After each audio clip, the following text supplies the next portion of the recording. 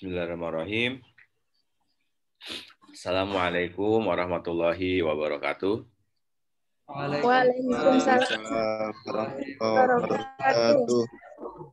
Alhamdulillah, alhamdulillahirabbil alamin wassalatu wassalamu ala asrofil anbiya wal mursalin sayyidina wa maulana Muhammadin wa ala alihi washabihi ajmain. Amma ba'du.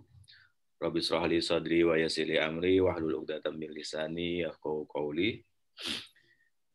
Yang kami hormati, yang kami takzimi, teman-teman semuanya, wabil khusus di sini ada dosen dari luar gitu ya.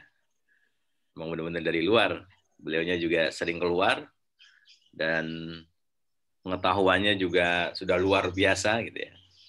Nggak seperti saya yang masih abal-abal sebenarnya. Tapi karena nggak ada orang lain ya akhirnya saya mengisi kelas mata kuliah filologi di Mahat Ali ini.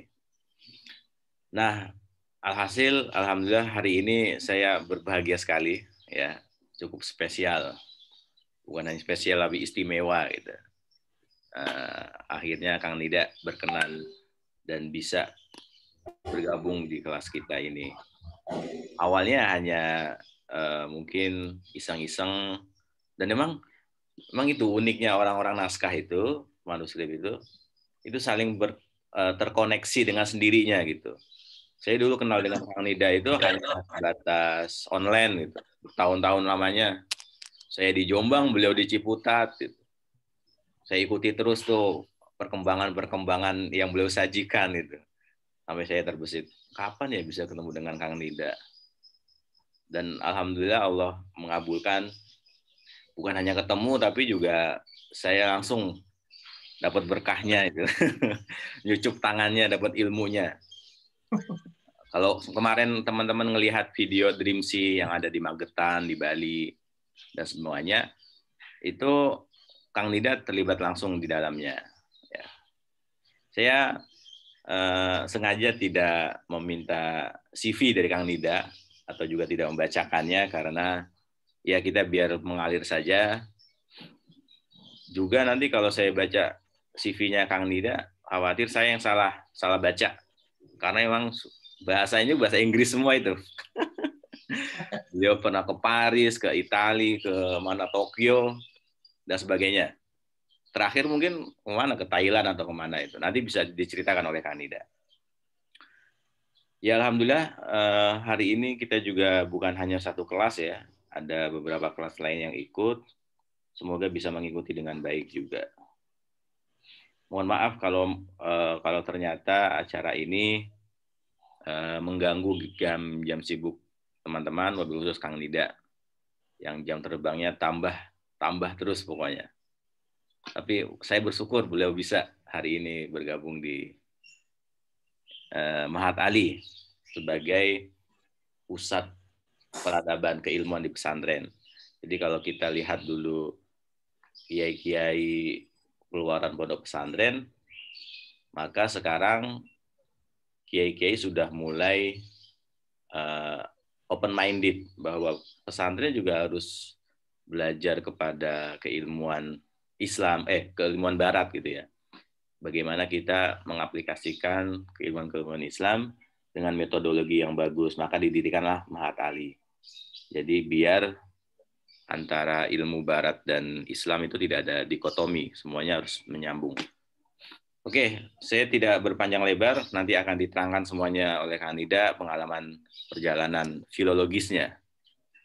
Mohon dicatat nanti teman-teman, dan saya minta pasca kelas ini semuanya harus mengikuti sosial media Kang Nida.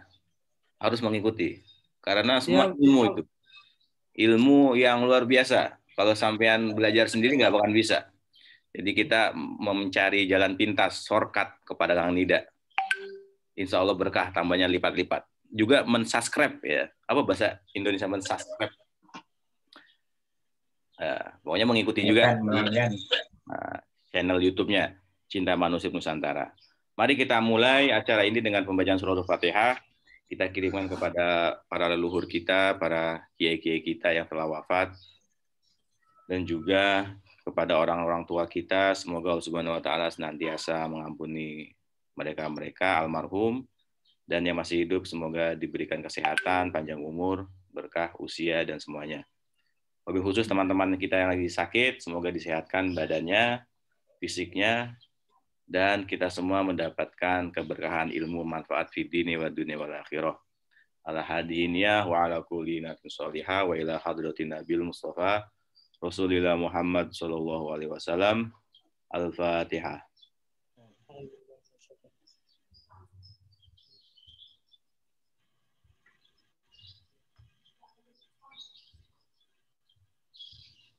Amin ya rabbal alamin.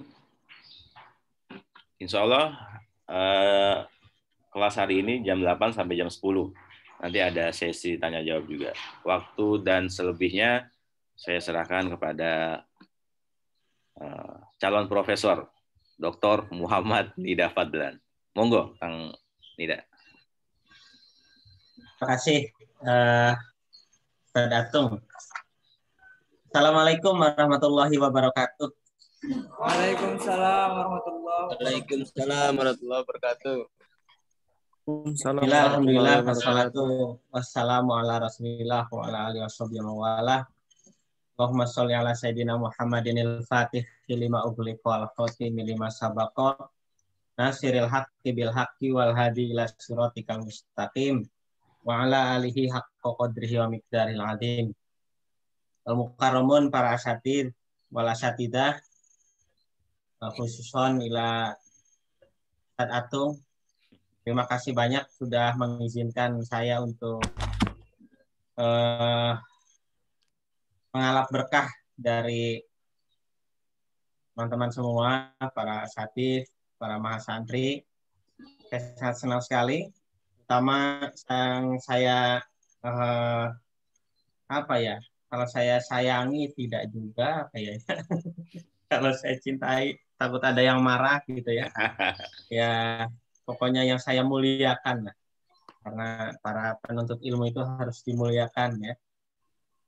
Para mahasantri sekalian, mahasantri Ahad Ali Saidus Siddiqiyah, terima kasih banyak, dan juga karena nanti ini online juga para netizen sekalian, khususnya di channel Cinta Manuskrip Nusantara, terima kasih banyak. Saya senang banget ya diminta ngobrol ya di pagi hari ini.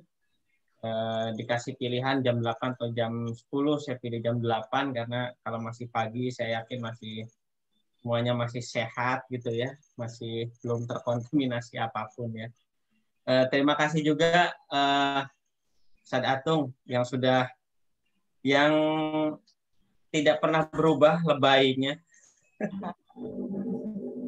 Iya, Ustaz Atung itu terlalu sering memuliakan orang ya. Padahal dirinya sendiri adalah lebih mulia daripada orang lain. Ya, beliau sangat dekat dengan ulama gitu ya.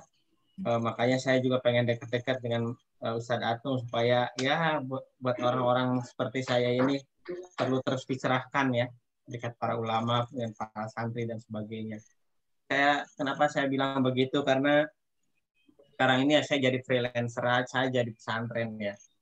Terakhir saya keluar dari pesantren itu kan tahun 2002 ya, sudah lama sekali.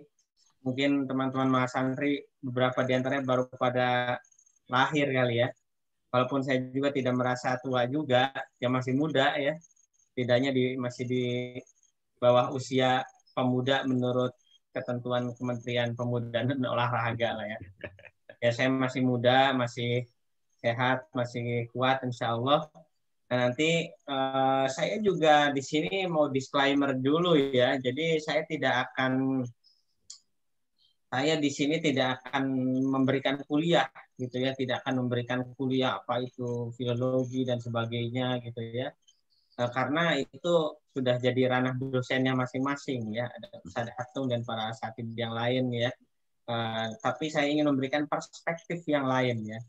Saya ingin memberikan perspektif yang lain soal manuskrip naskah Al-Makhtutot itu apa gitu ya, khususnya tentang apa yang saya jalani, gitu ya.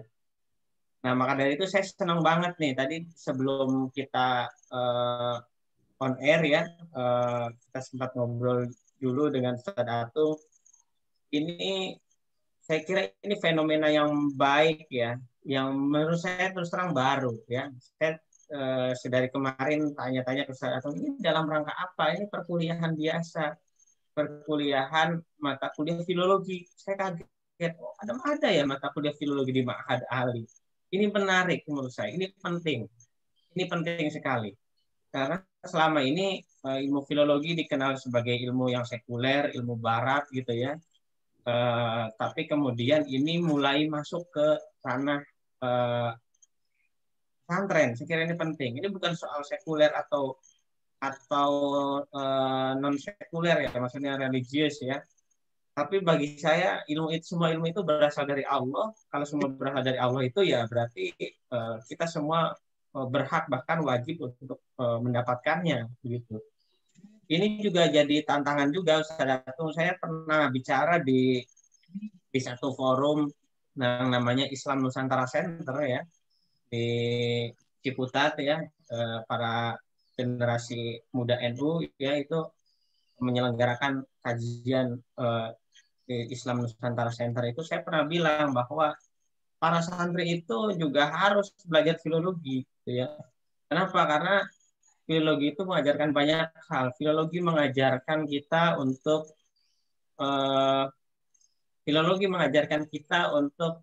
mendapatkan informasi yang otentik. Filologi mengajarkan kita untuk terhindar dari hoax, memverifikasi informasi-informasi yang ada gitu ya. Setidaknya kan itu kan ya filologi itu. Kita harus bisa memastikan apakah manuskrip yang kita pegang ini adalah murni manuskrip yang ditulis oleh pengarangnya begitu ya. Nah, itu harus kita verifikasi. Maka dari itu bagi saya filologi itu seharusnya ya itu jauh dari informasi-informasi yang menyesatkan hoax gitu ya.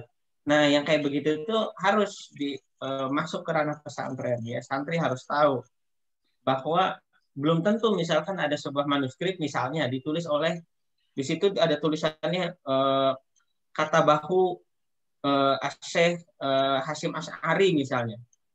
Bagi santri itu mungkin kita ketika melihat Kiai Hasyim Asy'ari ya, mohon izin, mungkin kita akan wow, ini saya menemukan kitab Kiai Hasyim Asy'ari gitu ya. Gitu. Nah, tapi ketika Anda belajar filologi, kita akan memverifikasi betul tidak gitu. Jangan-jangan beri jarak close reading gitu ya. Beri jarak ruang untuk kita mengkritisi betul tidak bahwa karya itu adalah milik dari Al-Ma'furul Kiai Hasyim Asy'ari begitu ya. Nah, dengan cara apa? Nah, itu metodologi itu ya. Dilihat kertasnya, dilihat jenis tulisannya, dilihat jenis tintanya begitu ya. Dari itu ternyata wah, ini sih bukan tulisannya Hadratus Syekh gitu ya. Karena kertasnya misalnya ini diproduksi yang paling awal saja misalkan tahun 70-an gitu. Sedangkan Mbah Hasyim Asy'ari sudah wafat tahun berapa begitu. Nah, seperti itu diverifikasi. Gitu. Ternyata ini adalah naskah salinan begitu ya. Sedangkan misi filologi adalah mencari manuskrip yang ditulis oleh pengarangnya atau otograf atau setidak-tidaknya dekat dengan otograf gitu ya. Nah, jadi kan gitu ya. Saya merefresh sedikit ya, merefresh ya, bukan ingin memberikan kuliah filologi. Nah, jadi begitu. Jadi saya kira teman-teman beruntung dan memang pesantren itu tempatnya. Seharusnya malah pesantren menjadi center of excellence. Ya, menjadi center of excellence dari pengkajian manuskrip Nusantara, khususnya manuskrip Keislaman gitu ya. Nanti kita akan lihat semua. Nah, bagaimana dengan apa yang saya jalani selama ini gitu ya. Nah, saya izin share screen ya. Kelihatan Ustaz Atung? Sudah, mantap. Oke. Nah, ya. Nah, saya ingin berbagi pada teman-teman bahwa saya ingin memberitahu pada teman-teman bahwa manuskrip itu adalah sebuah tools yang memungkinkan kita untuk melihat dunia. Ya, semakin kita sering banyak membaca, maka kita akan bisa melihat dunia yang mungkin kita secara fisik kita tidak mungkin untuk menggapainya. Jadi kalau teman-teman ingin punya wawasan yang luas, baca. Tidak bisa tidak. Nah, seluas wawasan teman-teman itu adalah seluas apa wawasan teman-teman yang akan didapat, maka nanti ya seluas yang buku yang teman-teman baca. Kalau teman-teman bacanya buku-buku cuma buku-bukunya novel yang tahun-tahun terkini, ya sudah pengetahuan teman-teman segitu. Begitupun ketika teman-teman browsing di internet dan sebagainya, kalau teman-teman cuma browsingnya itu sekedar film Ikatan Cinta misalnya, ya sudah sampai di situ saja gitu ya. Nah, tapi kalau kemudian kita membuka diri melihat yang lainnya dan sebagainya, maka kita akan bisa melihat yang lain yang walaupun mungkin kita tidak pernah ke belahan dunia manapun, tapi kalau kita membaca literatur yang berasal atau ditulis oleh orang yang pernah ke sana, maka kita bisa membayangkan bagaimana suasana di sana begitu. Apalagi kalau konteksnya waktu, gitu ya. Kalau Anda membaca buku yang ditulis tahun 80-an, ya maka pikiran kita akan bisa membayangkan bagaimana tahun 80 itu suasananya seperti apa. Semakin lama yang kita baca manuskrip yang ditulis ratusan tahun sebelumnya, sebelum era adanya tulisan era cetak, printed era gitu ya, maka teman-teman juga akan bisa membayangkan bagaimana dulu kita menulis. Anda bisa bayangkan para ulama bisa menulis sampai berjilid-jilid gitu ya. Coba kita lihat gitu ya, dalam seusia kita ya, Imam Syafi'i sudah mengarang berapa kitab, berapa jilid, itu Anda bisa bayangkan kita berapa, padahal dulu lampu belum ada, untuk membuat alas tulis kertasnya pun harus menebang pohon dulu, dipukul-pukul dulu pohonnya begitu ya, sampai pipih kemudian bisa ditulis, tintanya juga bikin dulu dari jelaga dan sebagainya. Sementara kita, untuk menulis kita tinggal ke toko buku, ke tukang ke tempat fotokopi, beli buku, beli pulpennya, kenapa nggak nulis-nulis? Gitu ya. Nah gitu. Nah jadi seperti itu. Itu perenungan-perenungan itu saya kira perlu kita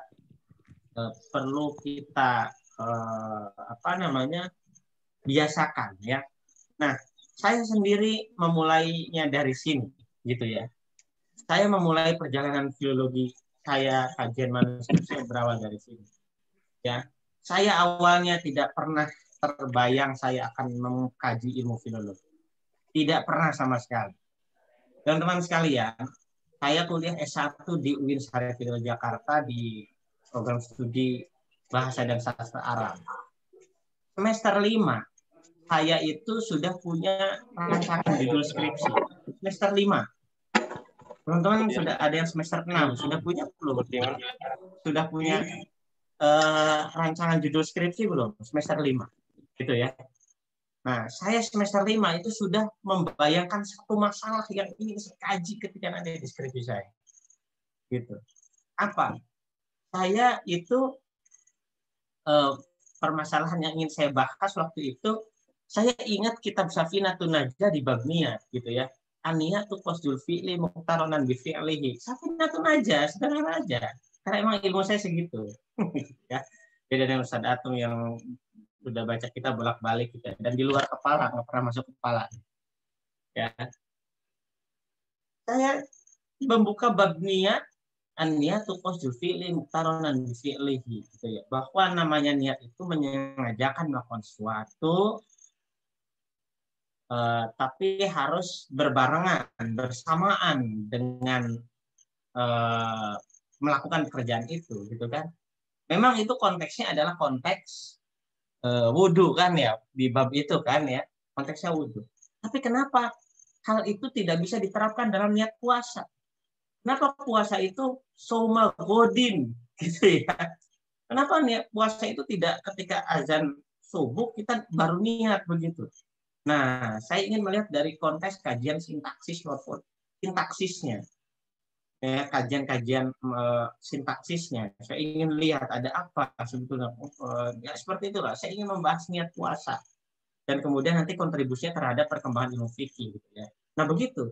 Sampai kemudian tahun 2009 saya kemudian dihubungi oleh seorang peneliti senior PPIN ya, dan itu adalah dosen saya di kuliah S1 UIN Jakarta itu. Ini tolong kamu ke kantor saya ya, kantor saya. Itu saya waktu itu posisinya sudah semester 7 ya. Datang saya tiba-tiba langsung nih tolong bantu saya ngetik deh. Diketik, saya ngetik aja udah, saya nggak nanya tuh. Ya sebagai santri gitu ya. Saya waktu itu ya agak segan juga nanya ini buat apa? Ini buat apa Pak? Gitu. Saya segan juga. Gitu. Ya sudah saya ikutin aja. Gitu. Guru saya minta, gitu. Saya tulis aja. Gitu. Saya waktu itu menulis, ternyata yang belakangan setelah saya sadari, saya itu menulis 1000 entry manuskrip Arab koreksi Perpusnas. Saya ketik ulang tuh. Ininya judul-judulnya 1000. Saya selesai dalam waktu 1 jam. Selesai. Sudah Pak, gitu ya. Nah, udah. Setelah selesai, apalagi ini kerjanya terus gitu. Dan kemudian berawal dari hal-hal yang begitu, ternyata kemudian terus gitu. Saya kemudian ternyata saya pada akhirnya menjadi kader filolog dari peneliti PPIM. Di PPIM UIN Jakarta beliau jadi peneliti, sebuah lembaga penelitian di lingkungan UIN Jakarta, Pusat Pengkajian Islam dan Masyarakat. Semuanya berawal dari situ. Ya, dari situ kemudian dan sampai sekarang di mana tempat saya online sekarang itu semuanya berawal dari situ tahun 2009 ya sampai sekarang 2011 itu sudah tahun ke-12 saya di sini. Ya, tidak terasa.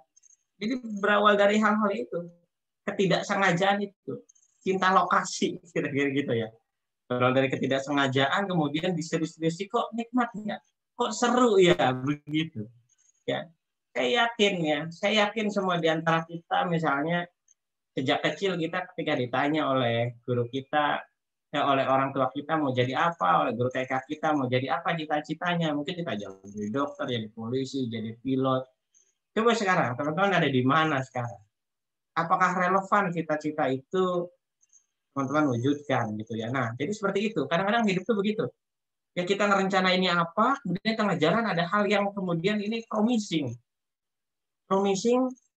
menjanjikan nih, gitu kan? Ya sudah akhirnya belok arah tuh, gitu ya. Yang tadinya saya akan menjadi pengkaji bahasa Arab biasa gitu ya, akhirnya saya belok gitu. Saya akhirnya menekuni hal yang tidak pernah saya duga sebelumnya. Nah, siapa yang menginspirasi itu semua? Ini dia, 2 orang ini, ya. 2 orang ini. Jadi yang paling kanan itu adalah orang yang ngajak saya ke Pusat Pengkajian Islam dan Masyarakat itu. Namanya Profesor Oman Fatur Rahman. Ya mungkin di antara teman-teman sudah kenal ya dengan beliau ya. Beliau adalah satu-satunya guru besar filologi Islam di Indonesia. Satu-satunya ya. Belum ada lagi. Mudah-mudahan nanti kita semua bisa melanjutkan apa yang sudah beliau lakukan ya. Profesor Oman Fatur Rahman. Dia mengajak saya untuk ya nemenin ngetik gitu ya, bantu ngetik. Setelah itu bantuin apa gitu ya. Tolong bikinin spanduk dong, bayangkan. Bikinin spanduk, bikinin flyer. Kemudian kalau internet di kantor mati saya yang benerin begitu ya. Dulu begitu.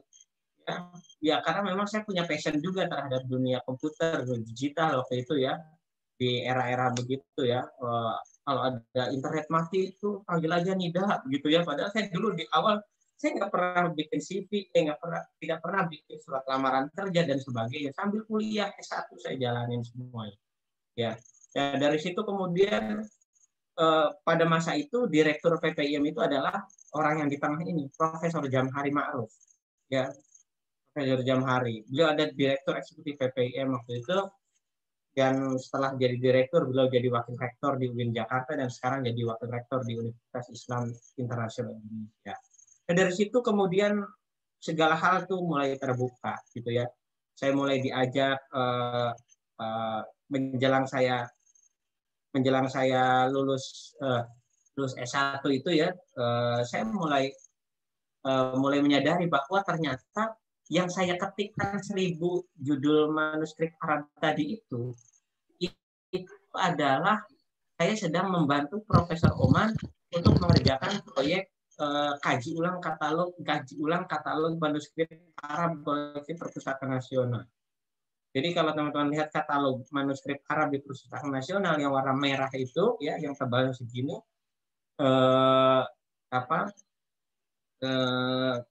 yang disusun oleh tim Profesor Tim Behran, ya, itu kan manuskrip Arab tuh cuma sekedar list doang gitu ya, sekedar daftar judul saja, bandingkan dengan di koleksi yang Jawa yang tua sampai detil gitu ya, isinya apa. Nah, Profesor Oman itu diberi amanat untuk melakukan kaji ulang. Jadi di situ cuma sekedar misalkan judulnya kumpulan tasawuf, nah oleh Prof Oman di breakdown, ini kumpulan tasawuf ini apa saja judulnya, diberi judul yang lengkap dan sebagainya. Nah, saya ikut membantu mengasisteni beliau. Jadi tidak pernah terduga sebelumnya apa yang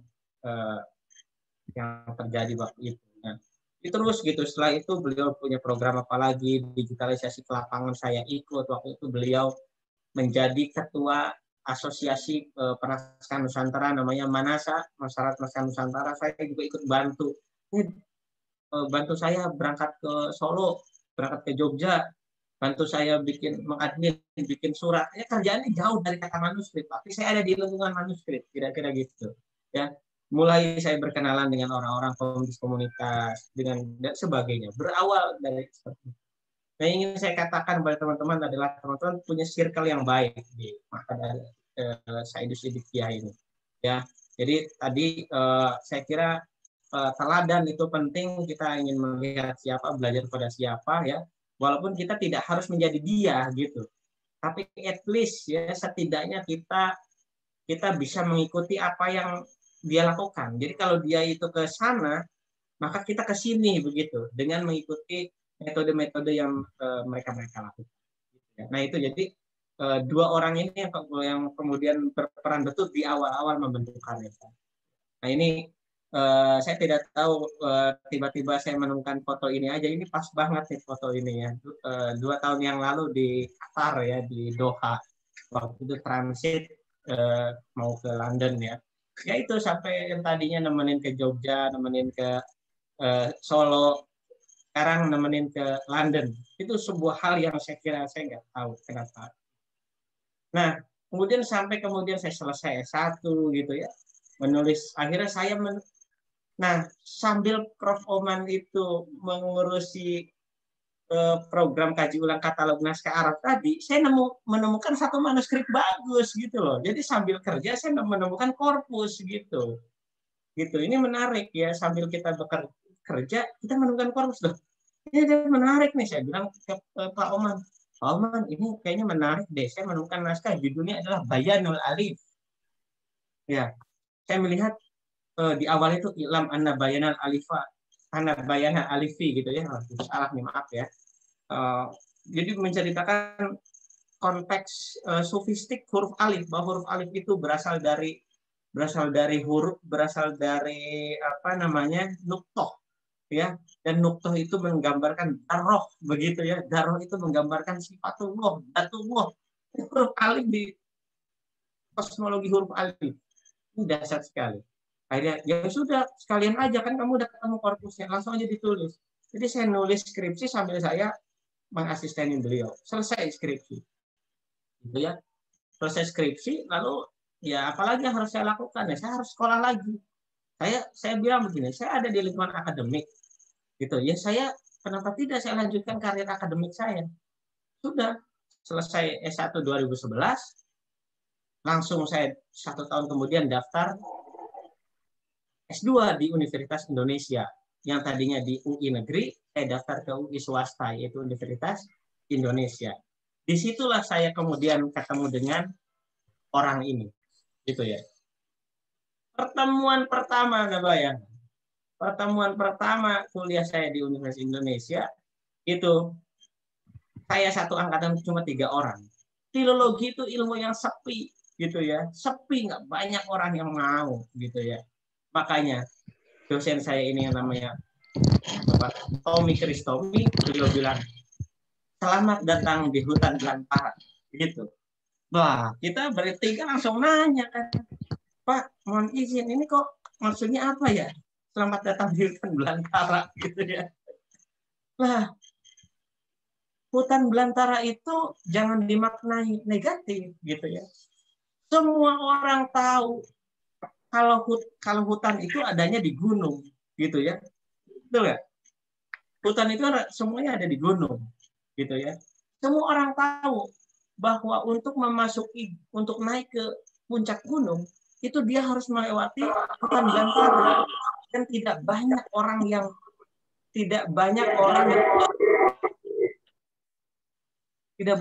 yang mau untuk, ya pengen enaknya aja gitu loh. Pengennya tuh langsung wah gitu, langsung ke puncak. Nggak bisa. Untuk mencapai sebuah puncak kita harus menapaki jalan setapak, kadang ketemu jurang gitu.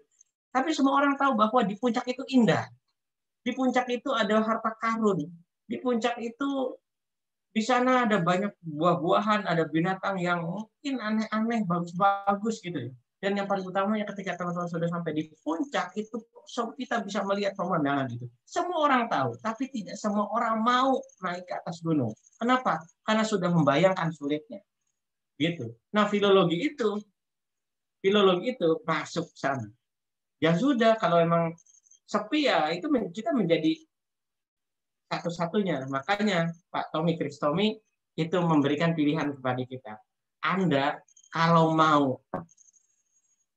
Anda nanti nulis skripsi, tesis, disertasi, atau penelitian, ataupun karir Anda, ya, Anda harus milih. Anda mau jadi the first atau Anda mau jadi the best, gitu ya. Nah, Anda mau jadi orang yang pertama, mengulasnya walaupun tidak menjadi yang terbaik, tapi apakah Anda ingin menjadi yang tidak jadi yang pertama, tapi Anda harus jadi yang terbaik. Itu pilihan, gitu ya. Walaupun di dalam kaidah makalah kan disebutkan ya al-fadlu lil mubtadi, ya memang. Ya. Orang yang perintis itu selalu akan dilihat, walaupun dia tidak baik, tapi dia adalah pembuka jalan. Nah, itu Pak Tommy itu memberikan kita brainstorming di sana. Wow, saya bilang, kenapa Pak Tommy? Karena di dalam manuskrip itu ada banyak hal yang bisa Anda dapatkan. Itu ya. Meskipun Anda itu punya perspektif keilmuan bukan ilmu budaya, misalkan Anda suka ilmu kesehatan, di manuskrip ada tentang kesehatan. Gitu ya. Ada manuskrip tentang perobatan. Anda sukanya menganalisis tentang wabah penyakit, ada manuskrip Badrul Ma'un fi Fadli Ta'un karya Syekh Zakaria Al-Ansori, gitu ya. Karya Syekh Ibnu Hajar Al-Asqalani, gitu ya. Anda mau ilmu keagamaan banyak, ilmu politik ada, ini ada Sulalatus Salatin, ada Bustanus Salatin karya Syekh Nuruddin Aramiri misalnya. Banyak, Anda mau apa? Di manuskrip semuanya ada, gitu ya. Beliau bilang begitu. Wow, saya bilang ini menarik sekali. Semuanya ada di dalam manuskrip, tinggal Anda punya cara pandang apa, gitu. Nah, apalagi ya kalau kita lihat temuan dari Badan Bahasa ini, Indonesia ini adalah negara yang kaya, gitu ya.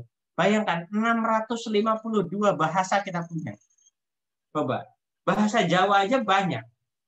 Ya toh? Jawa Tengah, Jawa Timur, Jogja, Madura, dan Jawa bagian barat, bagian timur, itu udah macam-macam tuh Jawanya. Belum lagi kalau Jawanya itu Jawa yang dipakai oleh kalangan kesultanan, kalangan ulama, dan kalangan masyarakat biasa sudah beda lagi. Bayangkan, Jawa saja tuh ya. Belum lagi terkait dengan waktu, ada Jawa kuno, Jawa tengahan, Jawa baru. Luar biasa. Gitu ya. Belum bahasa yang lain, Sunda, bahasa Bugis, bahasa sebagainya. Indonesia banyak sekali, hampir 652. Itu bahasanya. Belum lagi aksaranya. Aksaranya paling tidak ada 18 aksara yang pernah saya temukan. Gitu, 18 aksara. Jadi kita ini kaya, apa aja ada di Indonesia, kaya, gitu. Tinggal kemudian kitanya mau atau tidak, gitu ya, mau atau tidak, gitu. Kalau kita sudah tahu bahwa kita ini kaya, Terus kita harus ngapain, gitu ya? Kalau kita tahu bahwa kita ini kaya, terus kita mau ngapain? Ya, ibaratnya kita ini dapat rezeki nomplok, orang tua kita meninggal, ternyata kita baru tahu kalau orang tua kita itu depositonya itu adalah miliaran atau triliunan. Terus mau ngapain gitu ya? Apakah kita kemudian tidak ya itu kan saya tidak pernah tahu menahu, takutnya itu haram misalnya warisan itu. Jadi saya nggak ikut-ikutan sama warisan. Warisan itu adalah barang panas. Jadi saya nggak mau ikut-ikutan. Ya nggak begitu juga. Tapi ini beda, ini konteksnya mana? Bahwa ada ratusan ribu, setidaknya ratusan ribu ya, sekarang sudah coba mulai kelihatan. Ratusan ribu manuskrip kita di dunia. Manuskrip kita doang loh ya, manuskrip Nusantara. Ada ratusan ribu. Ya, saya saja di program yang sedang saya tekuni itu kami sudah menemukan 2.000 manuskrip. Di Perpustakaan Nasional menyimpan 13.000 manuskrip. Di Leiden ada 26.000 manuskrip. Di Inggris ada 1.200 manuskrip. Nusantara, ya. Jadi manuskrip kita itu tersebar di seluruh dunia. Banyak sekali. Yang penting kalau kita menyadari dulu, gitu ya. Tak menyadari bahwa, jadi kalau teman-teman, saya berharap teman-teman yang alumni Ma'had Ali Sa'idu Siddiqiyah ini, karena sudah belajar ilmu filologi, jadi kalau ketemu manuskrip itu jangan, buku ini loakin aja deh, jangan.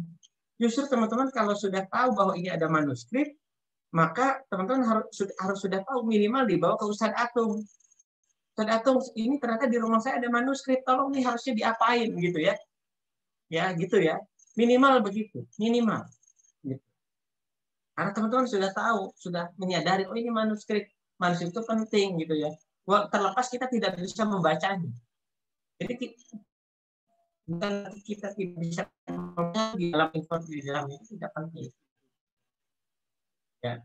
Nah, kalau dalam tahap yang lebih tinggi lagi, ya ibaratnya ini kalau derajat itu syariat, hakikat ma'rifat, menyadari itu baru tahap syariat lah. Teman-teman tuh yang penting tumbuhkan rasa menyadari bahwa kita tuh punya harta yang banyak. Syariatnya. Lalu kalau misalkan kita ternyata sudah mulai menyadari, lalu kemudian mudah-mudahan tumbuh rasa cinta. Ya, kalau sudah tumbuh rasa cinta, ya tidak harus juga menjadi filolog juga. Cita-cita saya adalah menjadi ahli hukum misalnya. Ya sudah, ya nggak apa-apa. Tapi teman-teman ketika kemudian melihat ada manuskrip, tumbuh empatinya. Gitu ya, tumbuh empatinya. Minimal misalnya, syukur-syukur kalau saya mengkaji, bidang saya adalah ilmu hukum gitu ya, tapi saya pengen melihat bagaimana sih potret ilmu hukum di dalam manuskrip Nusantara. Banyak ada gitu ya.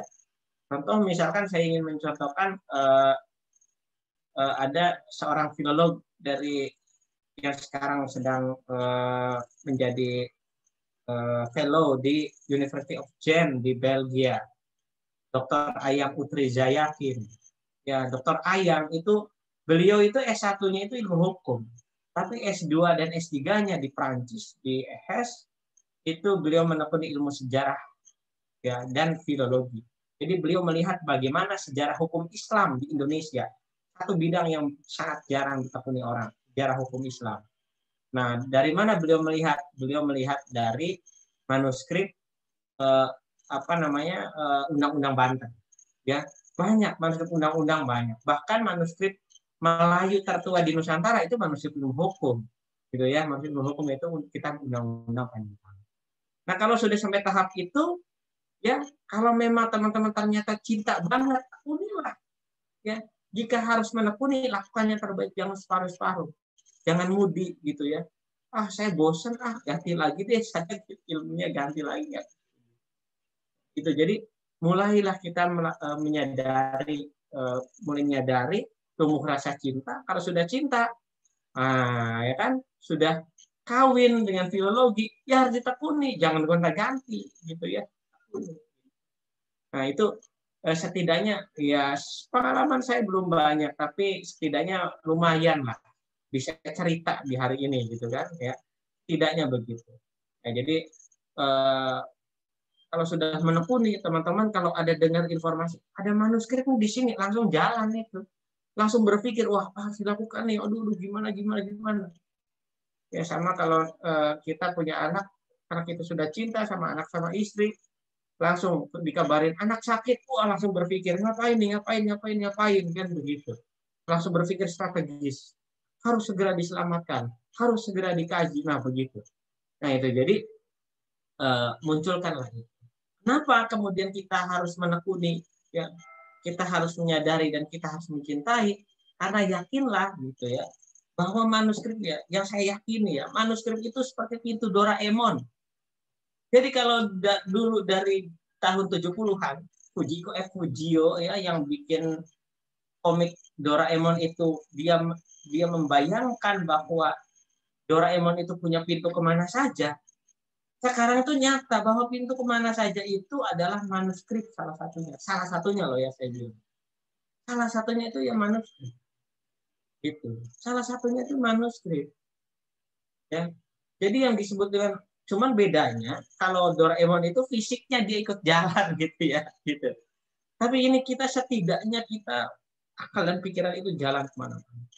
Ya, kalau sudah begitu, nah dari sejak di awal tadi saya bilang, dengan kita baca manuskrip, makanya bahasa saya, kita bisa menikmati syari ini karena kita meraba masa silam, meraba bukan hanya membaca. Itu meraba aja tuh, kita udah bisa membayangkan ternyata dulu begini, ternyata dulu begitu. Kenapa kita tidak begitu sekarang kan gitu ya? Kita harus kan berpikir terus gitu ya. Ternyata dulu yang kita itu betapa sangat keras usahanya. Saya pernah dengar orang tua saya waktu itu, orang tua saya sekolah MI itu sekitar tahun 60-an, itu beliau masih cerita bahwa karena bapak saya itu bukan berasal dari kalangan yang berada, itu sekolah itu yang beliau bawa itu bukan buku, yang dibawa oleh bapak saya itu adalah daun pisang sama lidi. Jadi sekolah itu bawa daun pisang sama lidi, ditulis tuh. Ya kan daun pisang kan kalau ditulis kan dia akan ini ya apa namanya terjiplak kan tulisan itu kan. Nah, jadi begitu selesai sekolah itu kan nanti akan busuk kan daunnya kan. Kalau busuk nanti kalau mau ulangan gimana? Akhirnya dihafal. Tuh orang zaman dulu begitu. Gitu dihafal, setelah itu busuk, udah selesai kan udah masuk kepala. Tuh, makanya orang zaman dulu, masya Allah gitu ya. Saya dulu pernah ngaji kitab Tibyan fi Hamalatil Quran gitu ya. Itu kan diceritakan kan bagaimana para ulama itu menamakan Al-Quran dalam waktu yang sangat singkat gitu ya, di luar kepala. Ya karena dulu begitu ya. Medianya terbatas. Kenapa dulu waktu era Nabi Muhammad Al-Quran itu ditulis itu berserakan di atas pelepah kurma, di atas tulang, di atas segala hal gitu ya. Anda bayangkan, coba bayangkan zaman sahabat Nabi mau ngaji, coba buka surat Al-Hajj ayat 5, cari tulang yang mana nih, coba kan bayangkan. Sekarang kita udah enak. Karena apa? Karena filologi salah satunya. Jadi kodifikasi Al-Quran itu salah satunya ada peran dari ilmu filologi. Salah satunya loh. Anda bisa baca buku Taufik dan Amal, sejarah rekonstruksi Al-Quran.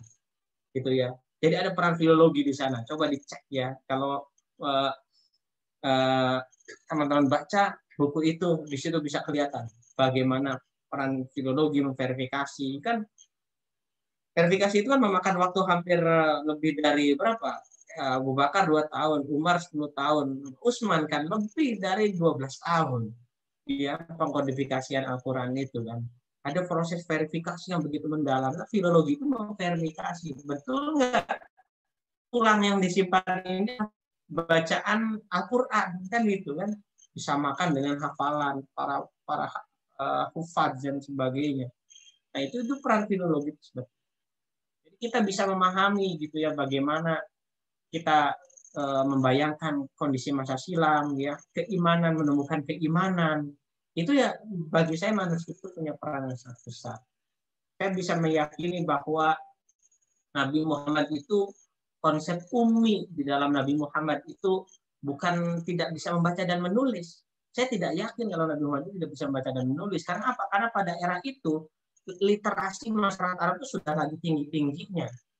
Arab itu dekat dengan dunia Yunani, dekat dengan Romawi, Eropa. Nggak mungkin masyarakat Arab itu terbelakang, tidak mungkin. Itu mereka sudah dekat, apalagi kalau teman-teman baca buku salah satunya ada The History of Arab, Philip Hitti, itu di sana itu ada tradisi yang namanya al-mu'allaqat. Menulis syair digantungkan di dinding Ka'bah. Namanya menulis, sudah pasti mereka kenal tulisan, kenal aksara. Bangsa yang sudah kenal aksara itu artinya bangsa itu sudah maju. Tidak mungkin tidak, gitu ya. Jadi bahasa ikro bismi rabbikal ladzi khalaq itu tidak bisa mengada-ngada bahwa ikro itu adalah membaca alam, bukan hanya itu. Tapi ikro itu juga membaca apa yang kamu tulis, kira-kira begitu. Jadi begitu meyakini bagaimana lewat manuskrip kita bisa memperdalam keimanan dan sebagainya. Nah, apa yang kemudian saya dapatkan gitu ya.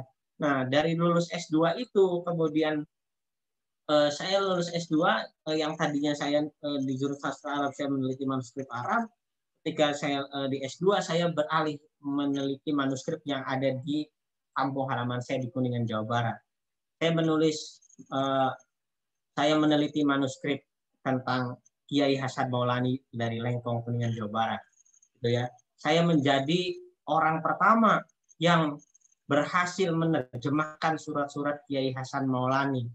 Ya, dari surat itu saya bisa membantah apa yang sudah ditesiskan, sudah dikemukakan oleh seorang sejarawan beken dari Belanda yaitu Gerardus Wildrobus Johannes Drewes tahun 1925. Saya bantah itu. Saya bantah bahwa menurut Drewes Kiai Hasan Maulani itu dibuang oleh kolonial Belanda ke Manado, diasingkan itu karena beliau itu menyebarkan aliran cap setan. Ya, menyebarkan aliran sesat, penistaan agama gitu ya. Tapi ketika saya terjemahkan ya di tesis yang sudah saya bukukan ini, nanti saya akan berikan untuk door prize ya. Ini saya mengemukakan bahwa Kiai Hasan Maulani sama sekali bukan ulama yang sesat. Gitu. Dari surat-suratnya kelihatan dan sebagainya. Saya ulas gitu ya. Saya ulas tuh Kiai Hasan Maulani berasal dari Kuningan, Jawa Barat, diasingkan ke Manado, satu camp dengan Kiai Mojo dan para pasukan dari Perang Jawa tahun 1825. Apa yang terjadi setelah itu? Wallahu a'lam, kalau ini menjadi sebuah keberkahan. Saya lulus tahun 2015. Setelah itu ya, Anda percaya atau tidak, setiap tahun saya bisa ziarah ke Manado. Wallahu a'lam loh ya. Saya nggak tahu itu berkah atau apalah sebuah kebetulan, wallahu a'lam. Tapi sebagai santri saya menyatakan bahwa itu adalah berkah dari saya itu mengungkap keteladanan ulama Nusantara. Tiap tahun loh bayangkan, saya ke Manado. 2015 saya lulus, 2016 saya menemani Bapak Dr. Adi penelitian. Kemudian 2017 saya ke sana lagi, 18, 19, 20. 6 kali saya ke sana. Ini aja tahun 2021 2020 tidak karena sudah pandemi. Sampai 2019. Setiap tahun saya ke sana. Padahal teman-teman tahu bahwa ke Manado itu mahalnya luar biasa. Tiket pesawatnya saja pulang pergi itu 5 juta. 5 juta itu tiket termurah dan itu saya nggak keluar bandara gitu loh ya. Gitu. Kan 5 juta baru tiket pesawatnya aja. Setelah itu tiket yang lainnya gitu ya. Dari Manado ke Tondano itu 2 jam saya harus nyewa mobil, penginapan dan sebagainya, mahal sekali. Minimal 10 juta sekali jalan. Tapi apa? Saya gratis mendapatkan wallahu gitu ya. Ini wallahu pokoknya saya tidak tahu barokah atau apa, tapi yang jelas ini nyata ya. Jadi saya pernah di status media sosial saya pernah tuliskan bahwa menengok manuskrip itu, mengkaji manuskrip itu sama saja dengan kita merawat orang tua gitu ya. Merawat orang tua itu kan sudah lemah, sudah ringkih, sudah ya tidak sekuat kita yang muda-muda. Tapi ketika kita merawat orang tua dengan penuh kasih sayang, imbas itu akan hadir pada kita yang muda. Coba saja gitu ya. kita baik-baikin orang tua, berkahnya itu tidak ngitung, tidak harus menunggu waktu yang lama, keberkahan itu terus datang gitu. Ya, saya nggak tahu ya apakah karena itu gitu ya.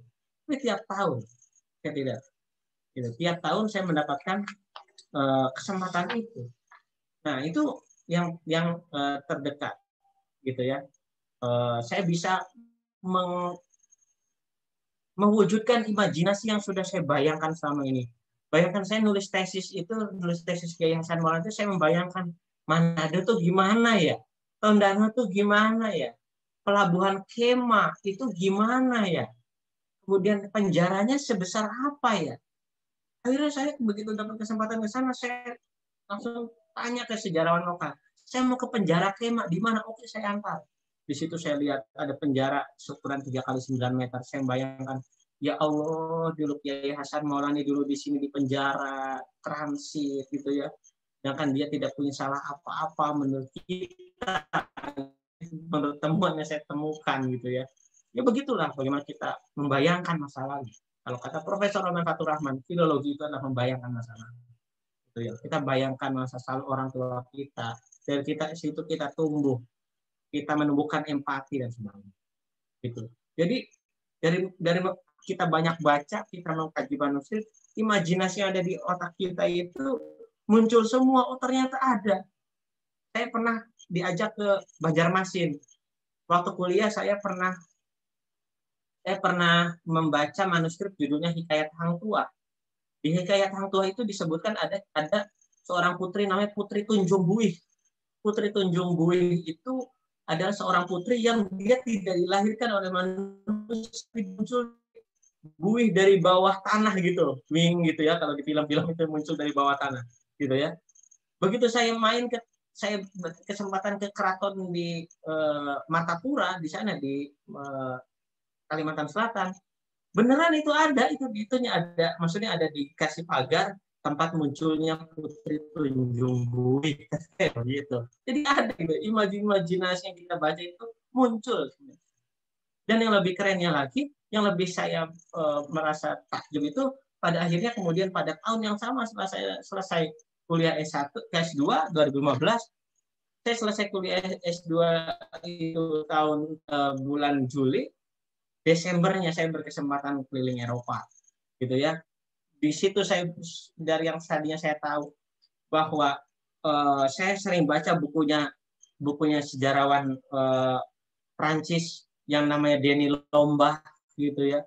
Akhirnya saya bisa datang ke kampusnya. Anda bisa lihat di gambar yang ini ya. Ini adalah kampus EHES ya. Kampus EHES di sini tempatnya di mana Profesor Denis Lombard itu pernah ada. Jadi kalau teman-teman baca sejarah Nusantara, kalau belum baca bukunya Denis Lombard itu belum selesai. Ya, bukunya judulnya itu 3 Jilid Nusa Jawa Silang Budaya, gitu ya. Terus dari situ saya kemudian berkesempatan melihat salah satu koleksi manuskrip Nusantara terbesar di dunia, yaitu di Universitas Leiden Belanda. Ini yang di tengah nih, saya Universiteit Bibliotheek Universitas Leiden Belanda. Saya berkesempatan ke sana. Saya lihat, wow, ternyata orang tua kita ada di sini, gitu ya. Saya membayangkan, saya menengok orang tua saya.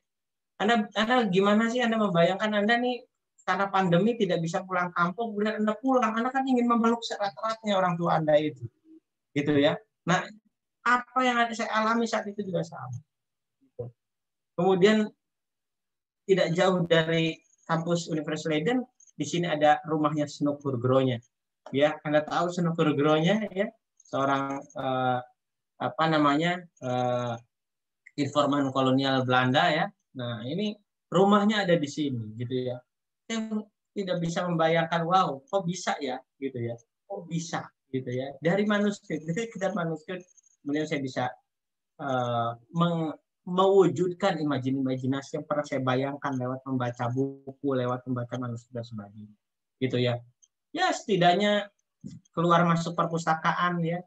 Di beberapa perpustakaan di Eropa, saya menengok manuskrip peninggalan orang tua kita yang dibawa oleh orang-orang Eropa ke sana gitu ya. Kenapa manuskrip kita ada di sana? karena ada sejarah masa silam.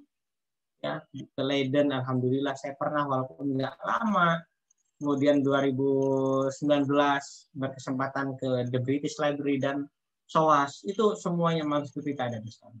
Mudah-mudahan teman-teman berkesempatan ke sana, gitu ya. Jadi jangan cuma sekedar membayangkan apa yang saya sampaikan. Jadi mungkin boleh sekarang teman-teman membayangkan ceramah saya hari ini, tapi nanti ketika kita berkesempatan ke sana, oh, teman-teman bisa membuktikan benar ya apa yang dibilang Pak Nida. Benar ya, ternyata salah, Pak Nida nggak begitu, bisa nggak begitu ya. Nah itu kita bisa membayangkan kebanyakan. Dari perjalanan-perjalanan itu kemudian saya mulai dipercaya menjadi, sekarang saya masih menemani Profesor Oman sebagai data manager dari program DREAMSI, gitu ya. Program DREAMSI itu Digital Repository of Endangered and Effective Manuscripts in Southeast Asia. Jadi kami sedang punya program pelestarian manuskrip se-Asia Tenggara. Se-Asia Tenggara gitu ya, se-Asia Tenggara. Nah, ini kita berfoto di depan The British Library ya. Ini dengan Prof. Oman, Profesor Jamhari, ini yang tinggi ini. Ini adalah Profesor Jan van der Putten dari Hamburg, Jerman. Kemudian ini juga sama dari Hamburg adalah Profesor Volker Grabowski, ahli manuskrip Laos ya. Kemudian ini adalah Dr. Ismatoropi ya, Direktur PPIM yang sekarang. Jadi itu semuanya itu ya berlangsung begitu saja. Saya tidak pernah merencanakan ingin pergi ke sana ke sini, tapi saya tidak tahu ya kalau mungkin disebut menekuni, saya nggak tekun-tekun amat sebetulnya gitu ya. Tapi ya dapat gitu ya. Gitu. Tapi saya berharap juga teman-teman jangan sampai kemudian saya cerita seperti ini, wah saya pengen mengkaji manuskrip supaya saya bisa jalan-jalan. Nah ini niatnya harus baik, niatnya harus baik. Jangan sampai kita punya niat-niat pragmatis. Karena kalau punya niat pragmatis, kalau sudah selesai terus mau apa? Gitu ya. Tapi itulah kenapa kita ibadah itu niatnya selalu lillahi ta'ala, bukan lil jannah, bukan lil apa gitu ya, sifat-sifatnya duniawi gitu ya. Nah tapi kita lillahi ta'ala, ya terserah Allah aja. Saya sholat terserah Allah ngasih apa gitu ya. Jadi tidak, sholat itu jangan didasarkan, ibadah itu jangan didasarkan pada hal-hal yang sifatnya duniawi, tapi tumbuhkan nilai-nilai ukhrawi gitu ya, nilai-nilai yang sifatnya universal, tidak lekang oleh waktu. Itu kalau urusan apa namanya, jadi ketika kita menginginkan dunia maka akan didapat. Ketika kita ingin meniatkan untuk akhirat maka dunia akan dapat. Nah ini jadi dari program DREAMSI ini bekerja sama antara PPIM dengan University of Hamburg. Ini saya berkesempatan untuk berdiskusi dengan para pakar di Eropa. Pun begitu karena programnya itu Asia Tenggara, ya saya berkesempatan juga di tahun 2019 itu pergi ke Thailand. Ini yang ada di belakang kita ini adalah manuskrip semua. Lontarnya di sebelah kanan, ya. Ini di manuskrip di sebuah kuil Buddha, ya, di provinsi Nan di Thailand, ya. Ini luar biasa, ya. Di sana juga banyak sekali manuskrip. Jadi itu teman-teman, ya. Jadi ya sejauh ini saya masih merasa belum mendapatkan apa-apa gitu ya. Makanya dari itu saya ingin terus berbagi. Apa yang saya punya juga tidak banyak juga, tapi saya ingin sedikit yang saya punya ini setidaknya diketahui oleh banyak orang gitu. Makanya itulah kenapa saya kemudian berinisiatif untuk membuat sebuah channel di YouTube yang namanya Cinta Manuskrip Nusantara. Ya silakan di subscribe ya, Cinta Manuskrip Nusantara. Jadi hari ini Ustaz Atung ini ulang tahun Cinta Manuskrip Nusantara yang pertama gitu ya, persis hari ini. Saya senang sekali dirayakannya di Ma'had Ali Sayyidus Siddiqiyah. Jadi satu tahun persis, itu pun ya terpaksa karena pandemi. Saya tidak bisa ngajar, akhirnya saya rekam saja apa yang saya bahan-bahan kuliah saya. Di sini ada playlistnya. Di playlist itu ada playlist khusus ilmu kuliah filologi, ada playlist khusus kodikologi, ada juga talk show dengan para tokoh-tokoh ternama gitu ya. Ya pokoknya saling menginspirasi saja lah ya. Jadi silakan kalau memang ini dirasa bermanfaat ya, termasuk ini ada tutorial mencari manuskrip ya. Ternyata saya perhatikan lumayan juga peminatnya, ini 1 tahun 1000 sudah 1000 subscribers gitu ya.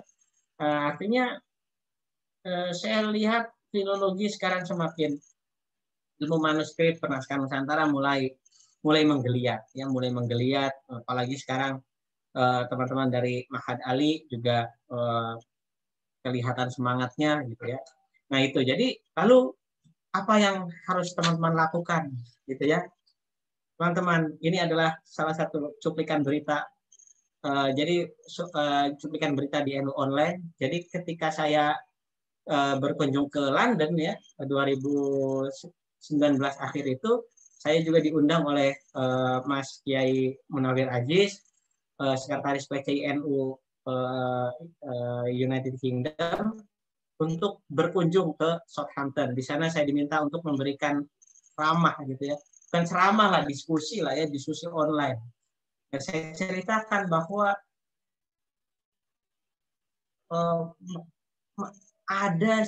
masih ada 1.200 manuskrip Nusantara berdasarkan katalog yang disusun oleh Profesor Merle Rickles. Ada 1.200 manuskrip Nusantara dan rata-rata itu manuskrip keislaman, teman-teman. Gitu. Jadi teman-teman punya peluang. Kenapa saya bilang teman-teman punya peluang? Santri itu nih ya, kenapa saya bilang santri adalah ujung tombak daripada kajian filologi Islam di Nusantara? Karena teman-teman punya modal, gitu ya. Modal pertama untuk mengkaji sebuah manuskrip itu, pertama teman-teman harus punya modal bahasa. Teman-teman santri itu pasti punya modal bahasa. Bahasa Arab pasti oke. Bahasa daerahnya masing-masing juga oke. Gitu ya. Yang kedua modalnya itulah teman-teman bisa baca aksara. Manuskrip yang kuno itu tidak ditulis dengan aksara Latin, tapi dengan aksara Pegon, aksara Arab, aksara Jawa Pegon gitu ya. Dan teman-teman di pesantren itu udah biasa yang kayak begitu. Jadi teman-teman punya modal gitu ya. Dan naskahnya nggak habis-habis gitu loh. Gitu. Jangan pernah takut kehabis-habis. Teman-teman punya modal. Satu hal lagi, modal yang dimiliki oleh filolog tapi tidak dimiliki oleh filolog yang satu lagi modal yang dimiliki oleh santri tapi tidak dimiliki oleh filologi yang konvensional gitu ya, adalah kemampuan konten. Teman-teman santri punya kemampuan ilmu agama yang baik. Cari manuskrip keagamaan. Cari manuskrip keagamaan yang kira-kira kemudian itu sesuai dengan minat keilmuan teman-teman. Ya. Jadi dari situ saya yakin bahwa kita semua, terutama teman-teman para santri, bisa ya mungkin kita bisa kembali pada era Baitul Hikmah di era Abbasiyah itu ya. Maksudnya kemajuan ilmu pengetahuan, teknologi itu semua ada di sana. Kenapa? Apalagi khususon itu dari manuskrip Nusantara.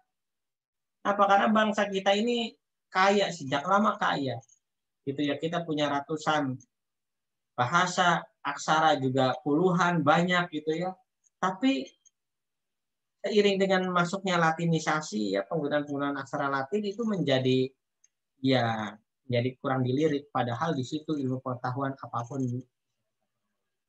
Saya kira itu dulu lah ya, Ustaz Dato ya. Nanti kita diskusi, mudah-mudahan saya juga ingin menegaskan lagi bahwa ini bukan untuk menggurui, tapi ini posisinya adalah kita ingin saling menginspirasi satu sama lain. Mudah-mudahan saya juga berharap bisa tahu juga bagaimana suasana kajian filologi di Ma'had Ali gitu ya, karena ini menjadi hal yang baru buat saya. Karena setahu saya filologi itu ya dimulai dari kampus-kampus yang umum, PTN, PTU ya, kemudian berkembang di perguruan tinggi keislaman tahun 90-an, waktu itu di IAIN Jakarta. Nah sekarang kalau di Ma'had Ali pun ada kajian filologi, saya kira ini menarik. Makanya saya sudah tadi sampaikan ke Ustaz Atung gitu ya. Kalau bisa ini didokumentasikan, bagaimana perkembangan kajian filologi di Ma'had Ali, bagaimana kontribusinya dan bagaimana perkembangannya gitu ya. Mudah-mudahan dengan ini saya kira masih banyak kitab-kitab para ulama Nusantara yang belum ditahqiq. Ya, mudah-mudahan ini juga bisa menjadi potensi bisnis misalnya kalau disebut begitu, potensi bisnis untuk ya nanti mungkin akan muncul maktabah-maktabah gitu ya, percetakan-percetakan dari Pondok Pesantren Asyidikiyah misalnya gitu ya akan menerbitkan hasil-hasil tahqiq dari kitab-kitab ulama Nusantara. Saya kira itu mungkin saja bisa dilakukan dengan memberdayakan potensi santri-santri yang ada. Saya kira itu saja dulu. Mari kita diskusikan. Terima kasih. Assalamualaikum warahmatullahi wabarakatuh. Waalaikumsalam warahmatullahi wabarakatuh. Luar biasa sekali, Kang Nida. Kita beri aplaus semuanya. Saya dari awal sampai akhir terus berdecak kagum gitu. Sampai ada slide yang tampil harus saya capture karena saya nggak mau ketinggalan ilmu dari Kang Nida. Meskipun saya sering ketemu Kang Nida, tapi walhasil saya nggak pernah bosen. Apa yang disampaikan Kang Nida itu pasti baru dan punya analisis yang luar biasa, yang dari dua arah, bukan hanya keilmuan Islam, tapi juga Baratnya juga oke gitu loh. Itu saya sangat mengagumi beliau. Sebentar, sebelum nanti teman-teman mahasiswa mahasantri bertanya, kayaknya di sini ada Ustadz Nur Salikin. Mungkin beliau mau memberikan wejangan. Ustadz Nur Salikin.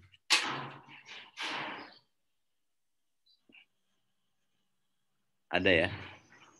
Atau sedang berhalangan? Nyimak aja kali. Ya nanti kalau ada bisa dikabarin. Sambil menunggu mungkin nanti kita akhiri dengan pemilihan door prize dari Kang Nida ya. Saya prioritaskan dari semester kita dulu, semester 4 ya. Bertanya 3 orang. Silakan. Siapa? Dari semester 4 ya. Fadil mungkin bisa mengkoordinasi siapa yang bertanya. Ustaz, apa Ustaz? Saya mau bertanya, Ustaz. Ya. Siapa ini? Fadil, Ustaz. Fadil sendiri, ya. Pertama, terima kasih kepada Ustaz Nida. Saya ingin bertanya tentang filologi sendiri. Ini mungkin pertanyaan sudah saya tanyakan kepada Ustaz Atung juga dan kepada yang lainnya. Terkait masa depan filologi atau filolog itu sendiri. Mungkin sekarang kan melihat banyak sekali manuskrip yang memang belum dikaji dan menunggu dikaji oleh para filolog, terutama para santri. Tapi di era digital ini kan basisnya udah digital semua nih, teknologi, tidak lagi nulis di atas kertas. Nah, bagaimana pandangan Ustadz Nida sendiri mengenai masa depan filologi di masa depan, mungkin di era digital nanti? Itu yang pertama. Yang kedua, terkait penelitian filologi itu sendiri. Filologi, tadi kan menarik sekali ada Kiai Hasan Maulani dari Kuningan, Jawa Barat. Nah, saya sendiri orang Jawa Barat nggak tahu tuh ada Kiai Hasan Maulani. Tahunya kemarin ketika bedah tesis sama Ustadz Agus Kusman tuh di Mandalay, Jakarta ini. Nah, terus saya juga ngelihat di Cinta Manuskrip Nusantara ada perbedaan antara pendekatan penelitian dalam pendekatan filologi dan pendekatan sejarah, kayak bukunya Prof. Azimadi Azra yang Jaringan Ulama Nusantara itu kan banyak memaparkan naskah-naskah, tapi pendekatannya sejarah bukan pendekatan filologi. Nah, apa yang menjadi pembeda ataupun perbedaan dasar antara penelitian dengan pendekatan sejarah itu sendiri dan pendekatan filologi? Ini itu, Ustaz. Ya, terima kasih Fadil. Selanjutnya mungkin ada teman-teman yang bertanya lagi, silahkan. Ada Ustaz nih, dari Irfan. Oh, ada yang di chat ya?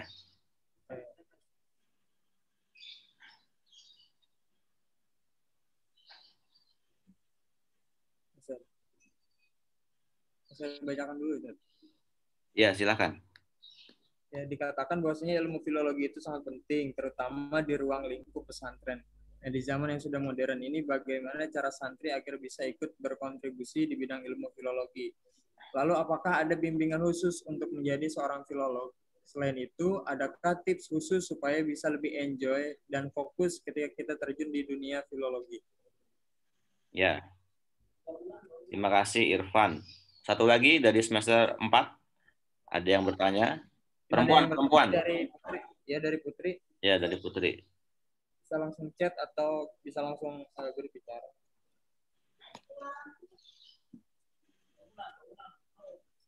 Ada? Harus ada dong. Ya, monggo.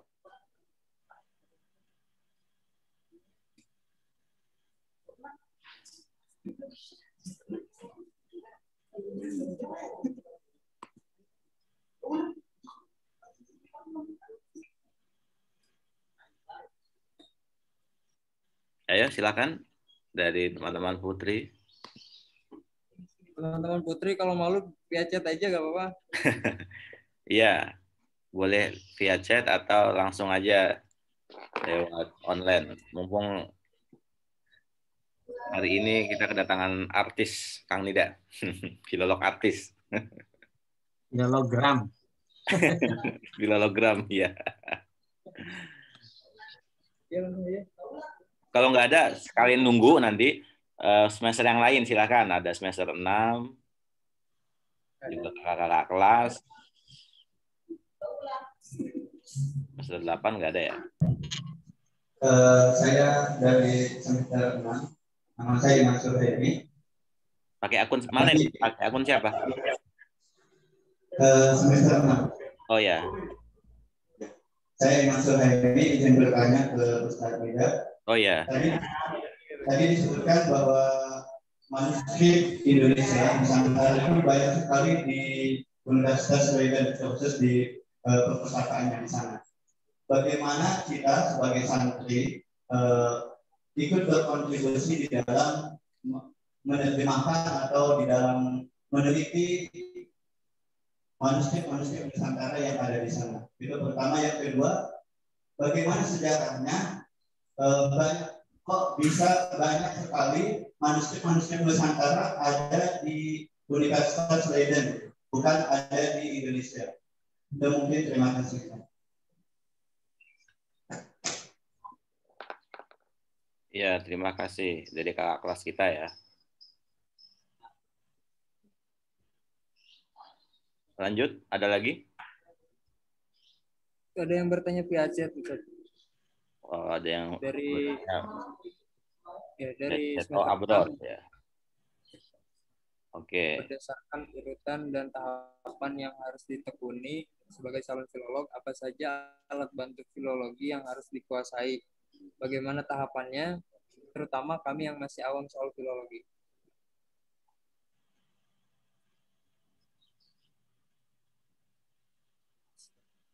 Ya. Mungkin sesi pertama ini dulu ya. Jadi Kang Nida, alhamdulillah ini ada banyak sekali pertanyaan dari semester 4 ataupun semester yang di atasnya. Jadi nanti tadi ada Mas Fadil, dia tanya tentang masa depan filologi dan apa perbedaan antara pendekatan sejarah dan filologi itu sendiri seperti karya Pak Azumadi Azra.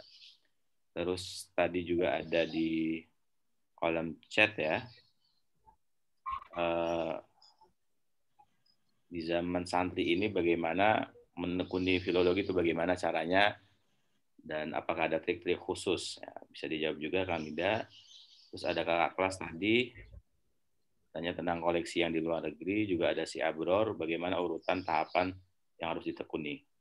Mungkin nanti bisa dijawab secara general oleh Kang Nida atau boleh spesifik. Monggo Kang Nida, dipersilahkan. Ya, terima kasih Ustaz Atung. Ini pertanyaannya bagus-bagus dan saya melihat ada curiosity ya, ada apa namanya, rasa penasaran ya, mudah-mudahan Saya pernah, karena mahasiswa itu ya, santri itu harus gumunan ya.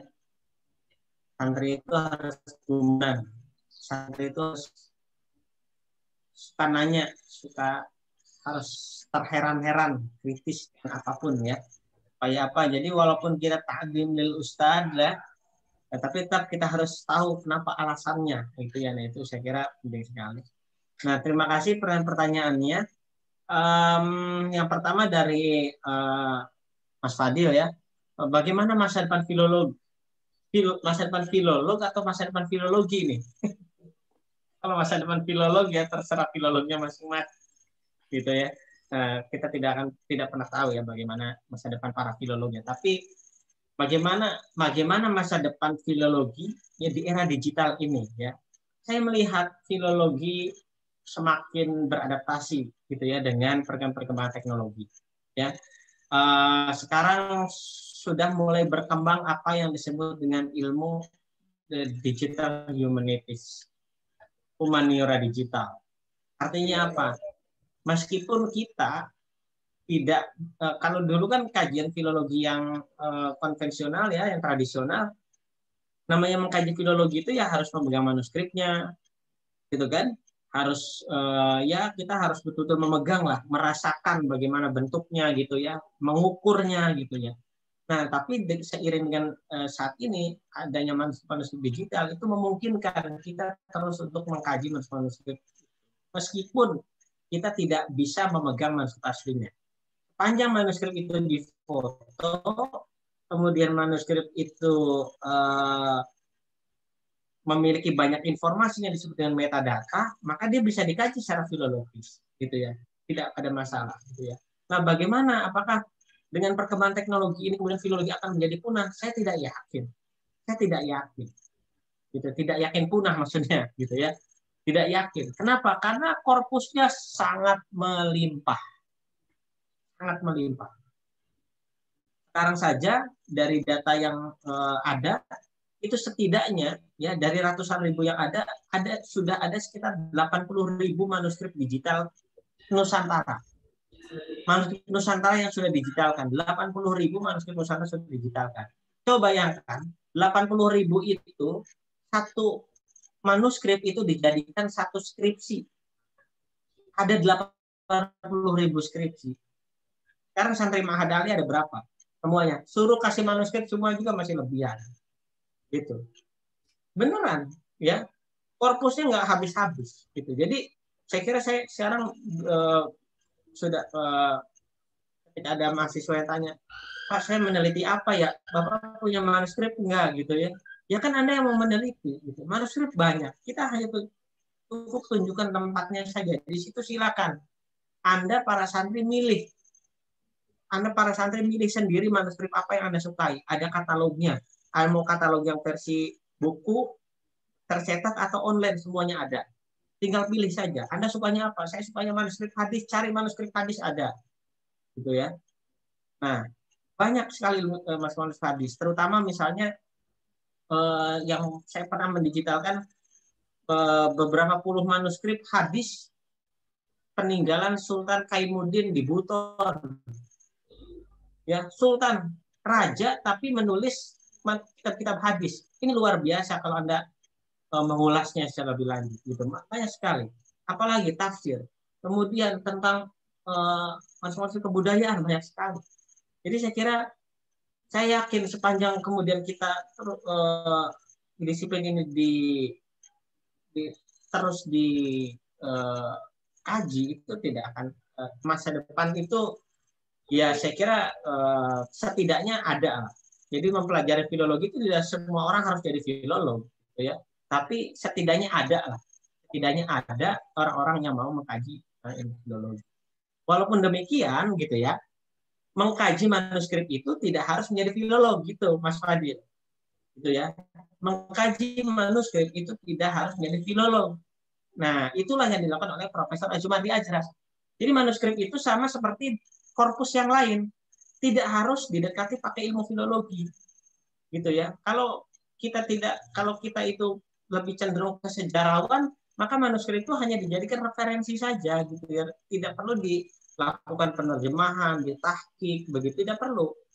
Tapi cukup menggunakan pendekatan ilmu sejarah. Begitupun ketika misalkan kita punya kita misalkan disiplin keilmuan saya ada ilmu kedokteran, pengen ngelihat kitab-kitabnya Ibnu Sina misalnya, atau kita pengen melihat manuskrip-manuskrip perobatan Melayu, ya tidak perlu jadi filolog dulu gitu ya. Paling-paling kita butuh bantuan filolog untuk tolong dong bacain benar atau enggak gitu ya. Sekedar itu, tapi tidak perlu melakukan tahapan-tahapan penelitian filologi seperti melakukan inventarisasi, melakukan perbandingan, melakukan perbaikan bacaan, manuskrip yang otentik gitu. Tapi kalau teman-teman bilang bahwa saya ingin mengkaji filologi, maka teman-teman harus menemukan naskah aslinya. Itu saja bedanya. Gitu ya. Jadi mengkaji manuskrip itu tidak harus jadi filolog. Gitu ya. Tadi saya sudah mencontohkan ada Dr. Ayang Utriza menggunakan pendekatan hukum. Ya.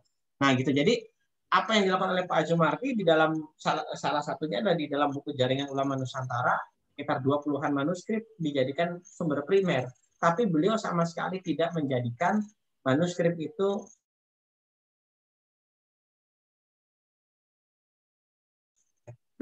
itu bisa saja. Nah ini Mas Fadil bisa cek di video saya kalau tidak salah tentang ragam metode penelitian filologi. Di situ di bagian akhir itu saya menjelaskan ada 3 jenis penelitian filologi, penelitian manuskrip maksudnya.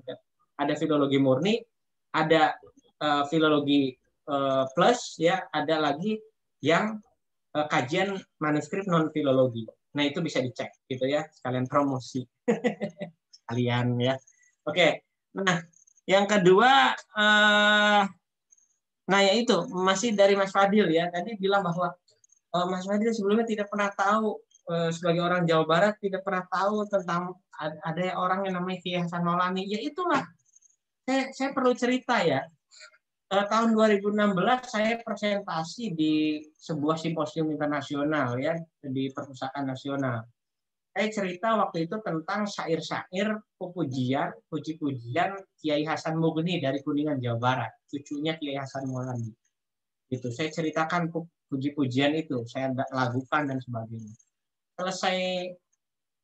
Selesai presentasi itu saya sholat asar sambil jalan ke masjid di Perpusnas di Salemba. Itu saya jalan bareng dengan filolog senior dari Padang, namanya Bapak Dr. Muhammad Yusuf. Beliau bilang begini, Mas Nida bagus banget ini presentasinya gitu ya. Ini omongan dia ya, bukan omongan saya ya. Cuman saya meriwayatkan lagi. Gitu ya. Ya, saya bilang begini ke Pak Yusuf, biasa aja Pak Yusuf, saya kan cuman presentasi kiai kampung doang, saya bilang begitu. Apa jawaban beliau? Tanda kutip marah Pak Yusuf. Jangan begitu katanya. Fakta bahwa semuanya juga berawal dari kampung gitu ya. Coba, siapa yang kenal dengan Syekh Abdul Rauf Singkal? Kamu tahu nggak? Kalau misalkan Anda tidak baca buku, kamu tahu nggak kalau daerah Singkil itu di mana? Aceh di bagian mana gitu? Anda tahu nggak gitu ya? Nggak tahu, itu tuh kampung banget gitu. Tapi karena dia ditulis terus-menerus, kemudian di-endorse terus-menerus oleh penulis-penulis, maka dia akan menjadi terkenal. Tuh, ketemulah bahwa Syekh Abdul Rauf Singkal itu adalah salah satu guru tarekat Syatariah yang paling utama di Nusantara. Siapa yang tahu kalau di Jombang itu ada Hadratus Syekh Hasyim Asy'ari, kalau dia tidak terus-terusan ditulis? Siapa yang tahu kalau di Bangkalan ada namanya Syekhona Khalil Bangkalan Madura? Kalau nggak orang-orang tulis. Karena ditulis, karena diangkat, walaupun dia orang kampung sekalipun, kalau dia kemudian kita berhasil menemukan bahwa ternyata orang kampung ini adalah gurunya tokoh besar ini, naik langsung itu derajatnya, terendorse. Gitu. Nah ini penting, maka dari itu saya sering bilang di kelas, alih-alih teman-teman itu mengkaji orang-orang yang tidak teman-teman ketahui gitu ya, lebih baik teman-teman pulang kampung, cari di sana ada korpus apa di kampung sekeliling Anda. Kenapa? Yang paling tahu bagaimana potret Islam di Nusantara ya cuma orang Nusantara gitu. orang luar, ya orang luar itu melihat Nusantara paling separohnya aja gitu, apa yang dia lihat, tapi kita merasakan. Contoh misalkan guru saya dan gurunya Ustadz Atung ya Pak Dr. Adib ya, dia secara lugas dia bisa menceritakan bagaimana dia menemukan sebuah terminologi namanya sastra pesantren, gitu ya. Dia begitu lugas menjelaskan itu ya, dengan menggunakan korpusnya adalah nadoman kitab Nazum Tarekatnya Ahmad Rifai al-Salaf gitu ya, gitu. Dia begitu jelas, begitu lugas dia bilang bahwa ini sebetulnya sastra pesantren. Kenapa? Karena beliau menguasai ilmu balaghahnya. Beliau orang pesantren, tahu pesantren dan sebagainya. Nah, sementara itu coba cek di video saya tentang skriptorium Penaskah Nusantara. Salah satu tempat di mana manuskrip itu dibuat di Nusantara itu di pesantren. Terutama pesantren-pesantrennya klasik. Ya. Di situ peradaban kita ada, gitu ya. Gitu. Jadi silakan, ini modal kita banyak nih. Ya, santri modalnya banyak ya. Nah, kemudian yang kedua dari Mas Irfan ya. Apa nih ya? Saya agak ini. Cara bagaimana santri berkontribusi terhadap ilmu filologi gitu ya. Apakah ada bimbingan khusus dan tips? Ya, saya kira sekarang gini ya. Kalau teman-teman tertarik, udah nyemplung aja dulu sekalian. Nyemplung dulu. Bener. Ya, nyemplung cari teman, udah gitu aja. Gitu. Ya. Jadi dari situ kita learning by doing. Ya, karena kalau di set itu nanti kita akan jenuh sendiri. Tapi kalau kita itu mempelajari sesuatu itu dengan menggunakan mengalirnya, kita nggak terasa tiba-tiba udah sampai di tahap ini aja, gitu ya. Nah itu, ya itulah yang saya jalani sekarang. Saya dicemplungin aja sama Prof. Oman gitu, ting gitu ya, cemplungin.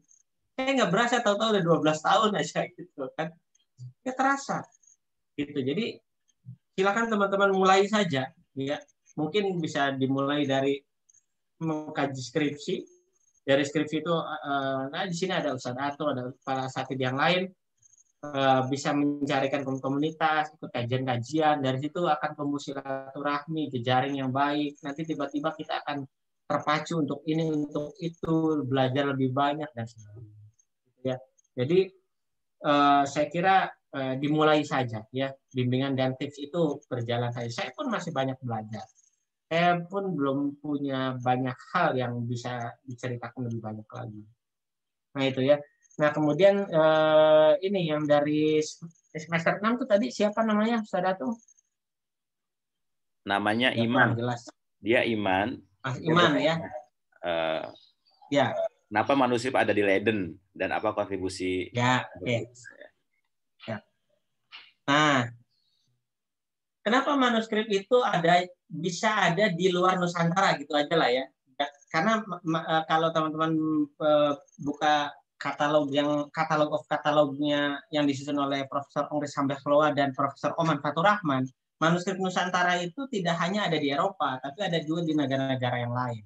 Di Brazil, misalnya di Italia, di Australia, itu ada juga. Gitu. Saya membayangkan begini, bahwa manuskrip itu pada masa lalu itu seperti buku biasa aja gitu loh. Bagaimana caranya kita ingin memiliki buku ini? Banyak cara kan? Kita bisa menyalinnya, kita bisa membelinya, benar nggak? Dan juga kita bisa merampasnya, gitu ya, benar nggak? Nah, itu jawaban singkat saya. Jadi kenapa manuskrip kita itu bisa ada di tempat lain? Yaitu karena pada masanya itu manuskrip itu jadi komoditas, gitu. Jadi komoditas, diperdagangkan, diperjualbelikan, atau karena penting kemudian ya terserak begitu saja, dirampas dan sebagainya. Nah, terutama di Eropa, kenapa bisa ada di Eropa, di Inggris, di Belanda? Karena ada sejarah masa silam, sejarah kolonialisme, gitu ya. Nah, jadi mungkin yang ada di bayangan kita, kolonialisme itu adalah perang-perangan begitu ya. Dikit-dikit tembak, perang gitu. Enggak juga. Jadi dalam persoalan kolonialisme itu ada yang namanya transfer knowledge juga, transfer ilmu pengetahuan. Bagaimana Belanda itu mengirimkan para sarjana-sarjananya untuk mempelajari Nusantara itu seperti apa. Tidak hanya sarjana budaya, termasuk sarjana-sarjana di bidang pertanian, mempelajari bagaimana karakter masyarakat Nusantara gitu ya. Mereka masuk ke Nusantara gitu ya. Dan kemudian para sarjana-sarjana Belanda itu disuruh penelitian, dikasih dana gitu ya, dijadikan penasehat. Kemudian hasil-hasil penelitian mereka itu diterbitkan, salah satunya adalah di jurnal Beidragen. Beidragen itu jurnal sudah 130 tahun. Ya, itu pemerintah. Jadi ilmu pengetahuan juga ini juga dipelajari juga. Ya, karena tidak mungkin mereka bisa menguasai Nusantara kalau mereka tidak memahami karakteristik masyarakat Nusantara, mulai dari karakteristik geografisnya, karakteristik sosiologisnya, dan sebagainya. Itu, maka dari itu, termasuk salah satu di antara rekaman, saya sering menyebut manuskrip itu rekaman. Manuskrip itu adalah rekaman memori kita, gitu ya. Karena otak kita ini terbatas, maka qayyid sujudaka bil khibalil wasqah, kira-kira begitulah. Ya, maka kemudian pikiran kita ini harus diikat di luar gitu ya, maka kemudian kita harus tulis. Makanya kenapa santri harus nulis gitu ya, karena otak pikiran kita itu terbatas. Itu, maka dari situlah manifestasi pikiran-pikiran masyarakat Nusantara ada di dalam manuskrip. Jadi daripada orang-orang kolonial itu nanya ke masyarakat Nusantaranya bagaimana tentang karakter mereka, lebih baik baca aja buku-bukunya lewat manuskrip-manuskrip itu. Nah, beberapa ada yang dipinjam, beberapa ada yang dibeli, beberapa ada juga yang dirampas. Jadi itulah kenapa manuskrip kita bisa ada di Eropa, gitu ya. Nah, bagaimana santri punya kontribusi untuk mengkaji manuskrip yang ada di luar negeri? Sekarang sudah online, iya, beberapa sudah online. Kalau memang teman-teman tidak memungkinkan pergi ke sana, itu sudah online. Ya, bagaimana cara mengaksesnya manuskrip online? Itu saya sudah buatkan, mohon izin, di channel YouTube saya, Cinta Manuskrip Nusantara. Di situ ada tutorial bagaimana menelusuri manuskrip Keislaman di dunia, di Eropa terutama, gitu ya. Di situ bisa lihat di Leiden, kalau manuskrip Arab itu di Jepang juga ada, gitu ya. Nah, korpus sudah ada, jalan sudah ada, tinggal teman-teman siapkan mau pakai metode apa. Ya, kayaknya setelah ini pada lulus nih Ustaz Datung, ya. Hati-hati nih, ada semuanya jadi filologi semua ini. Ya. Nah, gitu ya. Nah, yang terakhir Mas Abror ya, alat bantu filologi. Bagaimana modal awal kita menguasai ilmu filologi? Tahapannya seperti apa? Tadi saya sudah sampaikan, modal awal teman-teman bisa mengkaji ilmu filologi adalah teman-teman memahami apa yang dituliskan. Memahami itu dimulai dari memahami aksaranya, memahami bahasanya, dan memahami isinya. Dan 3 hal ini sudah dimiliki oleh santri. Coba, ya, di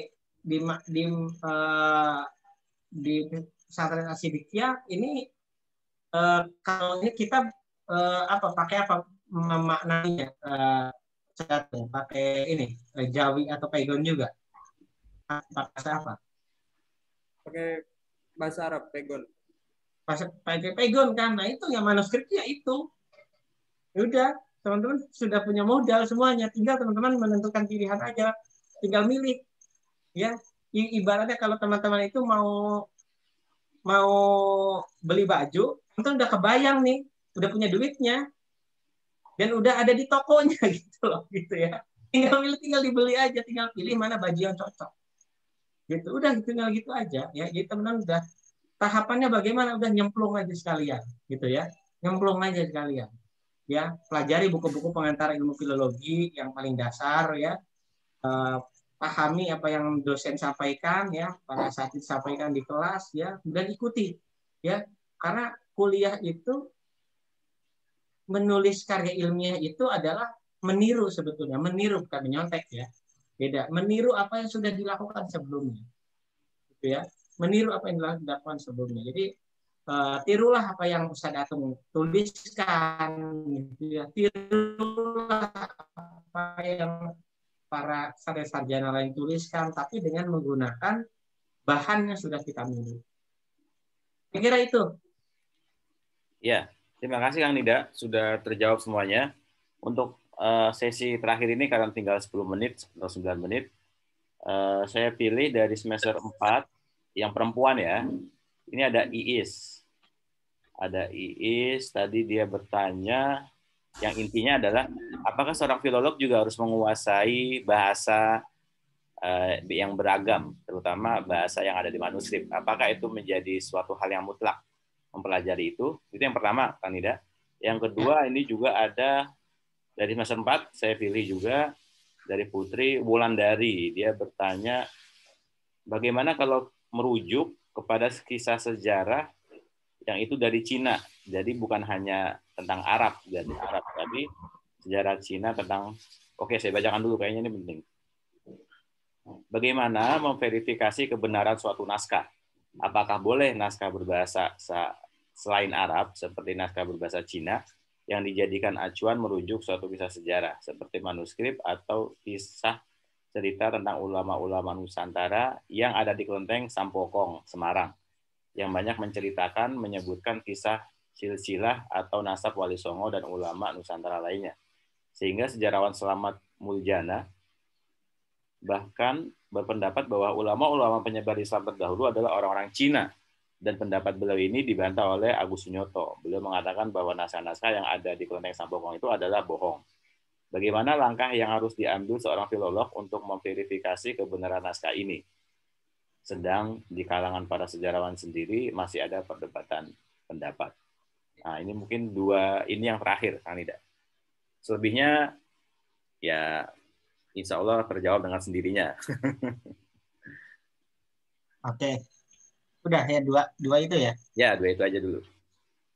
Baik, terima kasih. Ini bagus juga nih pertanyaannya. Yang pertama dari Mbak Is ya, apakah filolog itu harus menguasai bahasa yang beragam? Jawaban saya tidak. Tidak harus. Ya, tidak harus. Kita tidak perlu pintar banyak hal untuk memahami, kita tidak perlu menguasai banyak hal, tapi kuasailah satu hal tapi mendalam. Nanti yang lainnya itu kita bisa memahami, ya setidaknya pengantar-pengantarnya gitu ya. Itu setidaknya. Artinya gini, saya kira berat ya kalau misalkan karena tadi saya sudah bilang bahwa di Nusantara itu punya 652 bahasa dan punya 18 aksara. Anda mau belajar sampai kapan gitu ya? Jadi cukup teman-teman menguasainya apa, cari naskah yang menggunakan bahasa itu, menggunakan aksara itu. Gitu ya. Udah itu aja. Jadi biarkan yang tidak teman-teman kuasai itu jatahnya teman-teman yang lain, kira-kira begitu. Biarkan, nggak apa-apa. Seperti saya misalnya, saya hanya punya kemampuan untuk membaca aksara-aksara yang keislaman, Pegon, Jawa, Arab, ya. Tapi bahasanya juga Arab, Melayu, kemudian Sunda dan Jawa. Sisanya saya nggak bisa, gitu ya, nggak bisa. Nah, jadi nggak apa-apa. Jadi itulah kemudian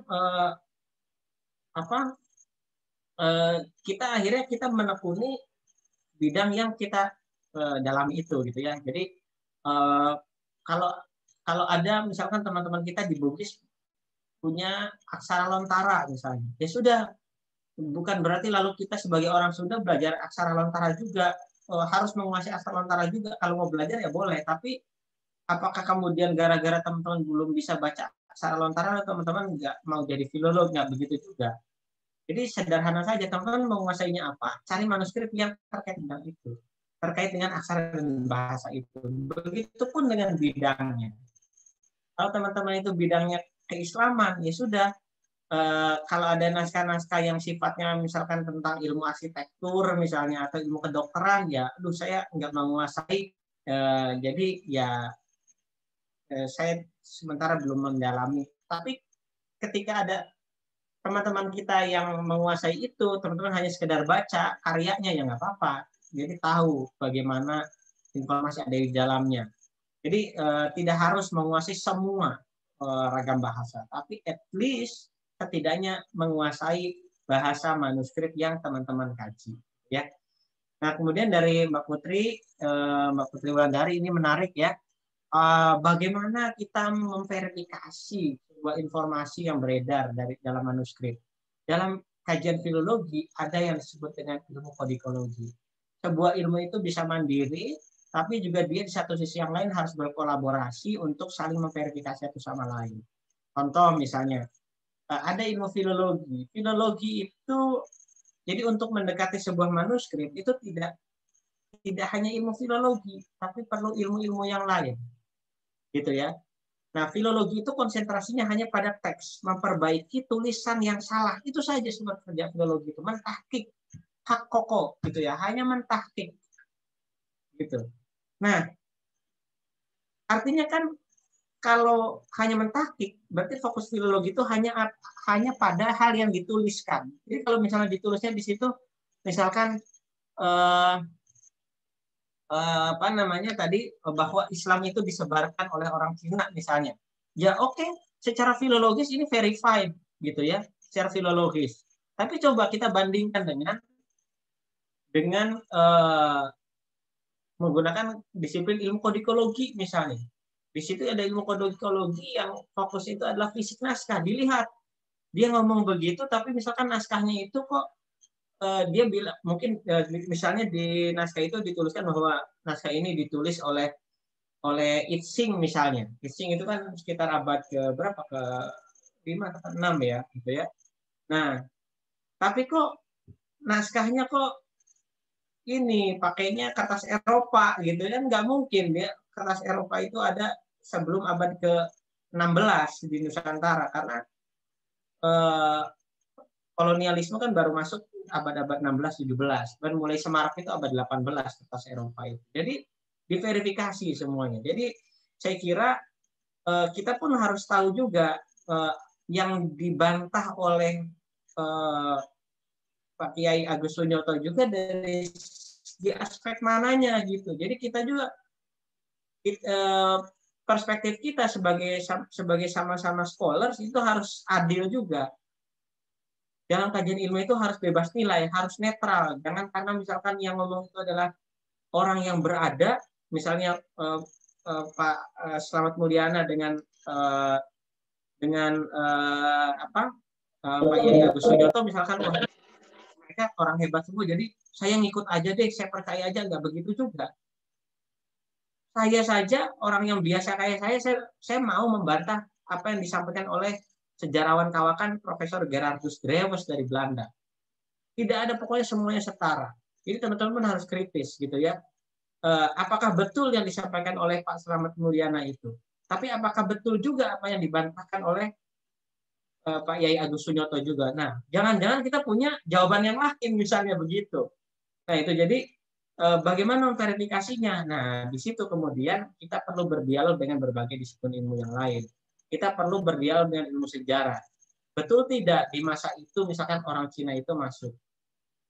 Atau misalkan ya pokoknya mempelajari jalur islamisasi dunia, tidak hanya lagi soal islamisasi di Nusantara saja.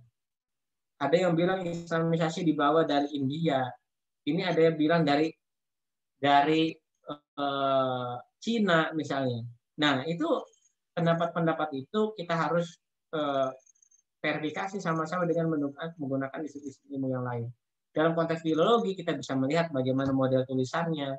Bahkan di dalam ilmu filologi itu perlu membutuhkan ilmu yang namanya paleografi. Paleografi itu ilmu yang mempelajari tentang karakter tulisan, aksaranya.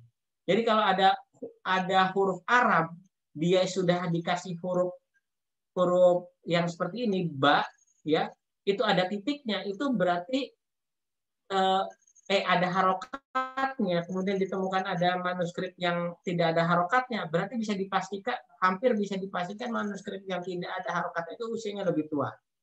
Gitu, karena pemberian harokat, pemberian titik itu datangnya lebih belakangan daripada sebelumnya.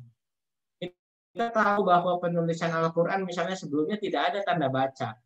Ya, dulu itu ya nulis Inna fatahna laka fathan mubina itu bisa saja dibaca ita, kotakna bisa saja gitu, karena memang tidak ada titiknya. gitu ya. Tapi kemudian seiring perkembangan ada Syekh Abu Aswad Ad-Duali menemukan titik begitu ya sebagai tanda baca, kemudian berkembang lagi. Ternyata pakai titik juga belum bisa membantu betul untuk cara membacanya, maka dibuatlah doma fathah kasroh, fathaten, domaten, kasroten, begitu terus begitu. Jadi ilmu paleografi itu mendeteksi itu usianya gitu ya, jangan. Nah, jadi yang seperti itu harus komprehensif, tidak bisa jadi satu pihak. Jadi dalam konteks ilmu pengetahuan tidak ada yang namanya kebenaran absolut. Ya, dalam konteks ilmu pengetahuan yang ada adalah sebenarnya kebenaran nisbi, kebenaran relatif. Jadi apa yang disampaikan oleh saya hari ini bisa jadi dibantah oleh teman-teman pada waktu yang lain karena teman-teman menemukan bukti yang lain. Gitu. Tapi bukan berarti ketika teman-teman berhasil membantah saya kemudian saya harus memaki-maki teman-teman harus maki-maki saya, oh Kanida itu tukang bohong. Ya nggak begitu juga. Karena ilmu pengetahuan terkait dengan konteksnya. Pada masa itu saya terbatas pengetahuannya kayak begini gitu. Tapi karena saya ini nggak punya uang untuk pergi ke sana kemari, ke Leiden, ke Australia dan sebagainya verifikasi data, tapi teman-teman punya akses untuk itu, gitu ya. Nah, jadi yang seperti itu semakin tinggi tingkat ilmu pengetahuan kita juga tetap tadi yang saya sampaikan di awal, al-fadlu lil muqtadi.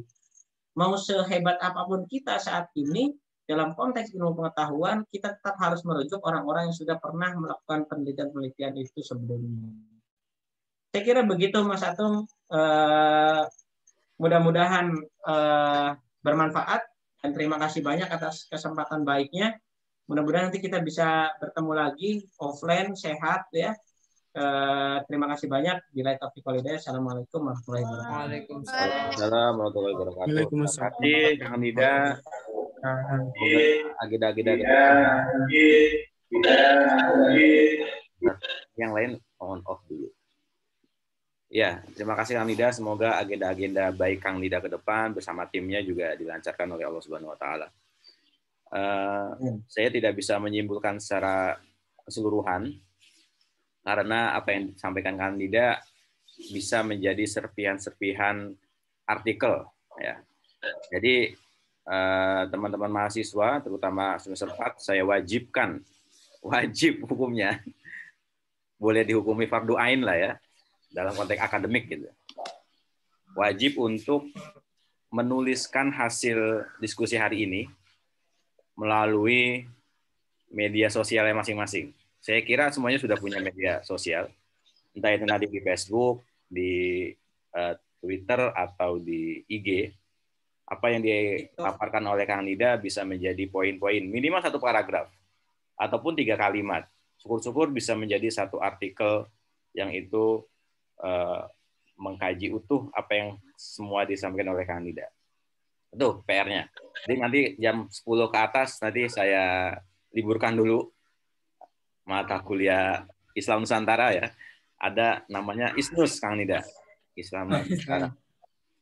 Oh ya, tadi juga ada pesan dari Ustadz Salikin, beliau tidak bisa bergabung secara keseluruhan, tapi beliau menyampaikan terima kasih sudah bergabung di sini dan memberi pencerahan kepada teman-teman Maha Santri Sayyidus Siddiqiyah Mahat Ali. Kata beliau, di Mahat Ali ini juga ada program bedah tesis dan disertasi. 60 tesis rencananya. Itu berkaitan erat dengan sejarah. Siapa tahu nanti ke depan Kang Nida juga bisa join kembali untuk membedah hasil penelitian-penelitiannya. Ya. Terakhir ya. Kalau boleh saya menggarisbawahi dan membenang merahi gitu ya, bahwa Kang Nida yang hari ini kita lihat, yang kita hari ini menikmati keilmuannya, bisa digambarkan bahwa seperti halnya ada sebuah semboyan yang berbunyi man arofa nafsahu arofa robbahu. Itulah meneroka dunia melalui manuskrip. Man arofa nafsahu, barang siapa, kalau di dunia tasawuf itu akan dimaknai sebagai barang siapa yang mengetahui dirinya, maka mengetahui Tuhannya. Tapi secara culture, secara budaya, kita juga bisa memaknai man arofa nafsahu, barang siapa yang mengetahui sejarahnya, bagai siapa yang mengetahui budayanya, budaya negerinya sendiri, arafa rabbahu, maka dia akan mengetahui dunia yang lebih luas. Dia akan mengetahui siapa hakikat penciptanya. Jadi Kang Nida sudah berhasil mengukuhkan kata-kata ini. Beliau meneliti tentang pesantrennya, tentang kampungnya di Kuningan, sampai akhirnya beliau tadi ke Qatar gitu ya, kemudian ke London, ke semua universitas dan perpustakaan di dunia sudah hampir beliau jelajahi. Nah, kita juga bisa meneladani beliau. Kita teliti leluhur kita, kiai-kiai kita mencintai tanah air dengan cara menekuni filologi dan sejarah ini. Oke, terima kasih. Itu yang bisa kita hasilkan minimal dari pertemuan hari ini. Tadi ada 6 pertanyaan yang kita bacakan Kang Nida, terus ada juga yang di kolom chat. Nah, untuk door prize-nya bagaimana Kang Nida? Jadi atau gimana ini? Semua. Buat semua Dapat yang semua. tanya. Masya Allah. Alhamdulillah. Ya. Alhamdulillah, terima kasih. Nanti dikirimkan. Ada closing statement, Kang Nida, terakhir? Ya, apa closing statement-nya? Udah lakukan yang terbaik, jangan kebanyakan ngobrol, nulis. Baca dan nulis. Ya, baca dan nulis itu adalah tradisi para filolog. Jadi teman-teman bisa harus menuliskan hasil diskusi hari ini di sosial media dan juga catatan di buku hariannya, di bukunya, karena itu yang akan menjadi manuskrip tulisan tangan asli sampean-sampean ini. Dan orang-orang filolog itu bisa menjadi masa depan yang mencerahkan. Ya, bisa mengisi ruang-ruang digital yang mungkin kontennya tidak begitu bermanfaat, tapi kita bisa mengisinya dengan hal-hal yang baik. Terima kasih Kang Nida, sudah jam 10 lebih. Semoga apa yang panjenengan share, bagikan kepada kami semua bermanfaat dan barokah buat kita semuanya. Amin. Kita tutup dengan pembacaan Alhamdulillah bersama. Alhamdulillahirabbil alamin. Walakum minkum. Assalamualaikum warahmatullahi wabarakatuh. Waalaikumsalam. Waalaikumsalam. Terima kasih Mas Atung semuanya. Saya mohon izin pamit ya. Matur suwun Kang Nida, Mas Suwun. Ya, assalamualaikum. Waalaikumsalam warahmatullahi wabarakatuh. Terima kasih banyak Ustaz. Aduh.